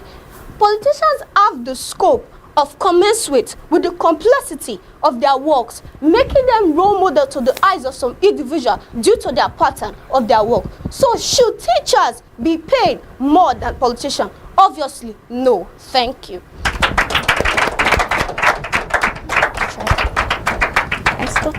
Okay, lead speakers. Ooh. Oh my God, it's a fearless force. You could feel it, it's tangible while they were speaking out going on there.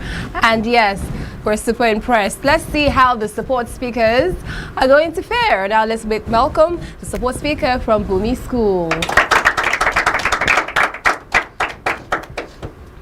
Who wants to become a teacher here? No one, just as I thought. Imagine a world without teachers. Who would inspire creativity, cultivate critical thinking, and instill the values that hold our society together? Teachers are the architects of the future, shaping individuals who go into doctors, engineers, and yes, even politicians. Yet, the compensation often fails to reflect their immense contribution in the society. Meanwhile, politicians who rely on the very foundation laid by teachers are rewarded handsomely, despite their inefficiency, corruption, and self-interest. This disparity sends a wrong message to society. By prioritizing teachers' salaries over politicians, we affirm that education and not politics is the true driver to societal progress. Let us choose to follow those who create leaders of tomorrow, and not just those who hold offices today. With this I say, good day moderator, panel of judges, accurate timekeeper, and micro debaters. I stand by the name my parents call me. I'm Annabelle Saidi, a bona fide student of Bumi Schools who strongly supports the notion which states, should teachers be paid more than politicians? And these are my reasons why. Firstly, teachers shape the future, politicians govern the present.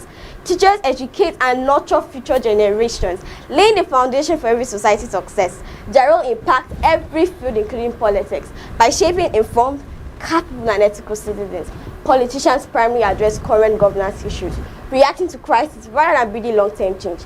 Secondly, compensation reflects society's priorities. Higher teacher salaries signals respect for education and attracts top talent to the profession. Politicians already enjoy numerous perks, including allowances, housing and retirement benefits, which could make up for lower base pay. Thirdly, teachers are essential, politicians are replaceable. A society cannot function without education. They help in the building of knowledge and critical skills. Though politicians may be important, they could easily be replaced through elections and appointments. I leave this for you, my judges. The gratuity inequality. While politicians in Nigeria today receive a pay of over 100 million naira after 48 years of services, teachers receive a meager amount of 200 to 500,000 naira after 35 years of dedicated services. This stark contrast highlights the misplaced priorities of our government, where those who work for public interests are valued far less than those who hold offices today. My opponent keep making mention of critical decisions. Politicians make critical decisions. But these decisions could not be made without the teachers' knowledge. The teachers have impacted on these politicians. Ladies and gentlemen, let's create a better tomorrow by prioritizing those who create it. Paying teachers a higher salary than politicians is not only fair, it's essential for an educated and equitable society. Why would we trust those who feed us lies rather than those who educate us? Once again, I'm Annabelle. Thank you.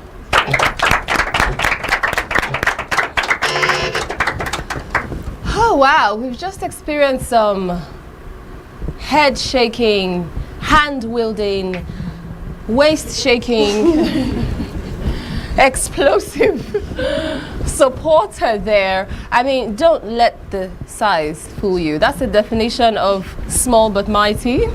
Okay, support speaker from Bumi Schools coming through there. Now let's make welcome the support speaker from Majority Schools.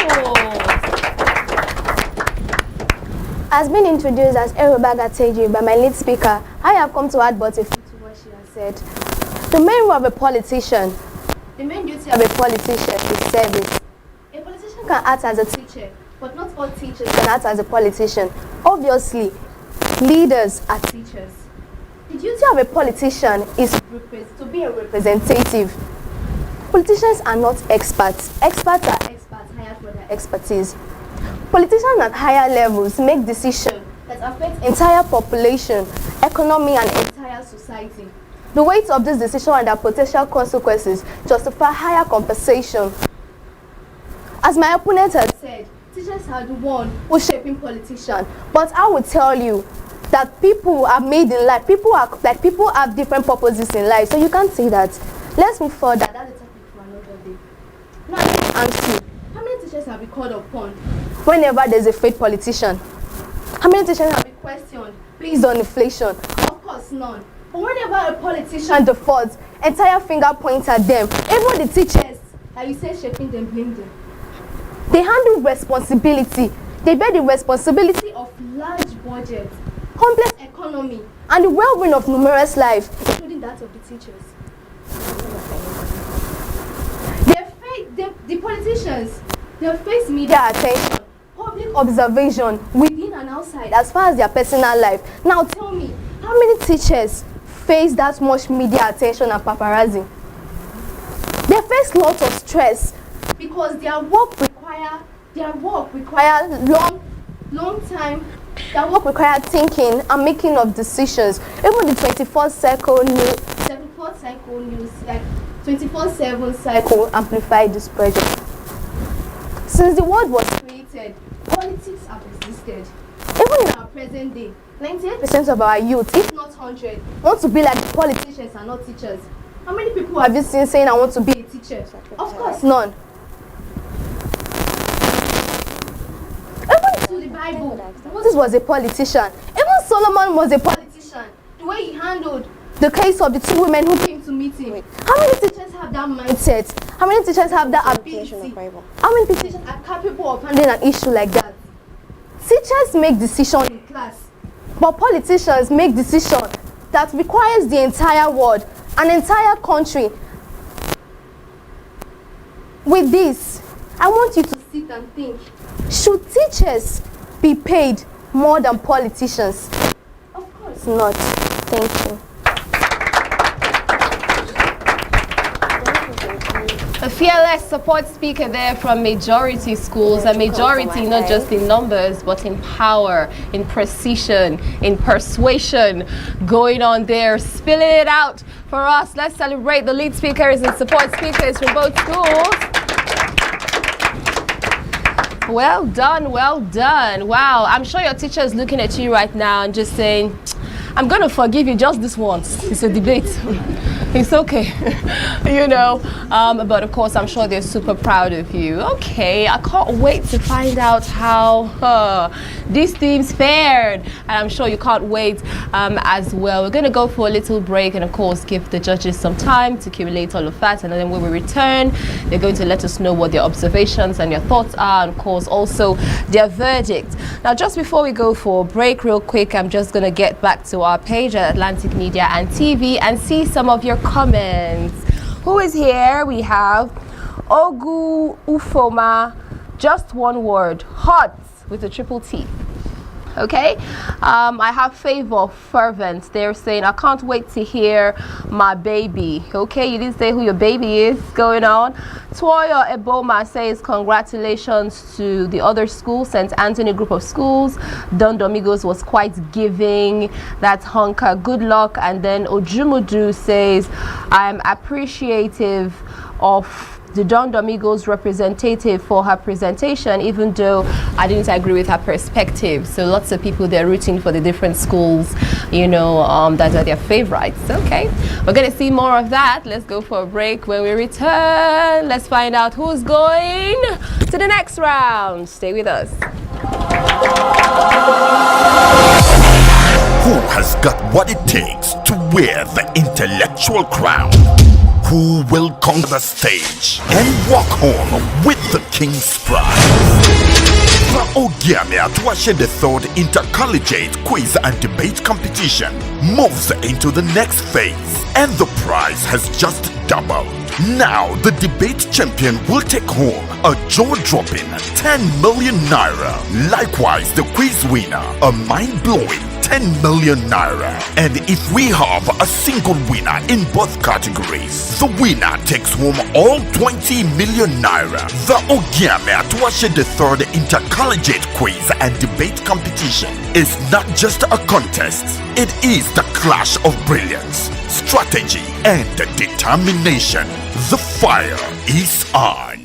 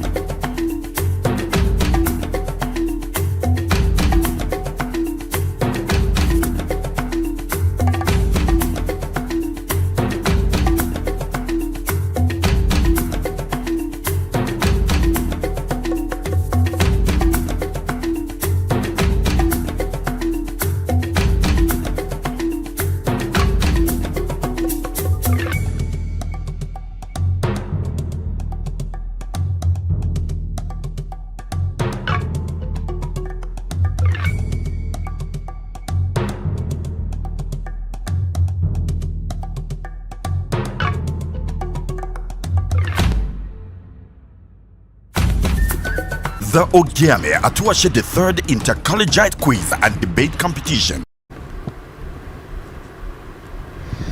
Okay, we can feel the energy, the heat, the passion, and everything going on here for the Ogiame Atuwatse III intercollegiate quiz and debate competition. Today is actually the final day for the debate round, the knockout stage, and trust me, we have witnessed brilliant schools and shining minds coming through with their different presentations on their different topics, either for or against. Can we celebrate all the schools that have participated so far?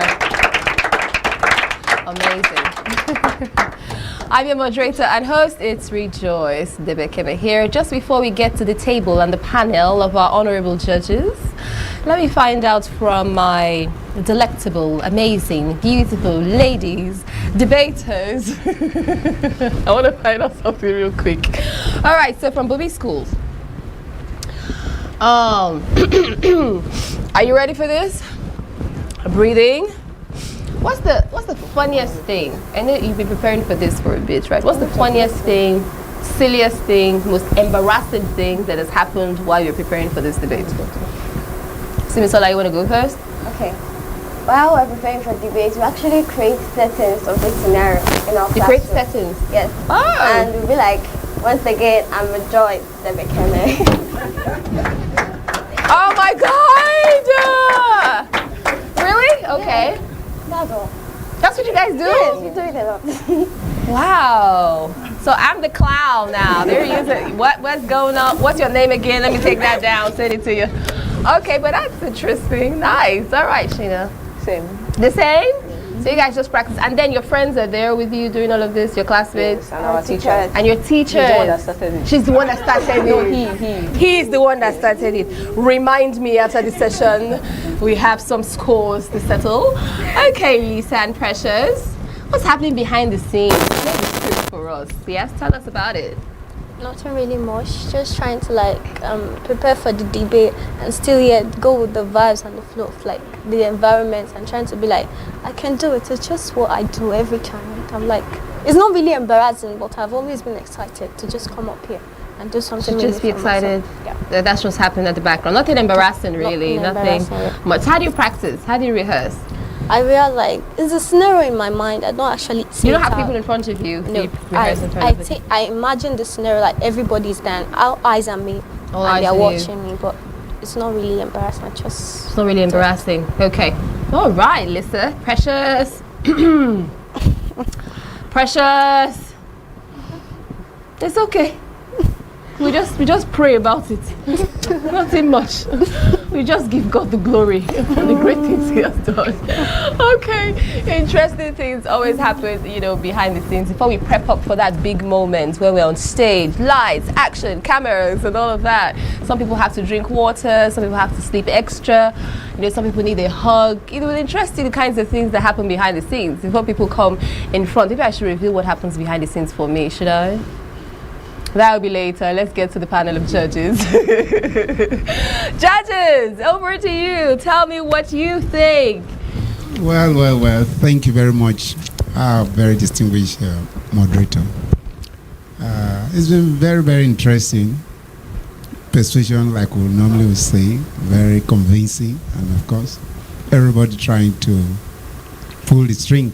And of course, I like what I saw, and I like what. Or some of the things that I heard about something was left out. I thought somebody would say our teachers should be addressed as honorable, like we used to have honorable by representing the federal teaching constituency. She inferred it. She said something like that. Yes. Okay, I didn't quite. Maybe I missed out there. But nevertheless, probably after this session, we'll find out, or let me find out from teachers that are here. Is it possible for teachers to be politicians? Wow. Congratulations. Well done. That's a good place to clap, people. Interesting. Really interesting. I, for one, I was actually looking forward to this debate topic. Oh. And both them, they didn't disappoint. They came in with their points, especially the supporting speakers. They did a good job of buttressing the points of their lead speaker and even giving us more statistics for us to understand what it's all about. Well,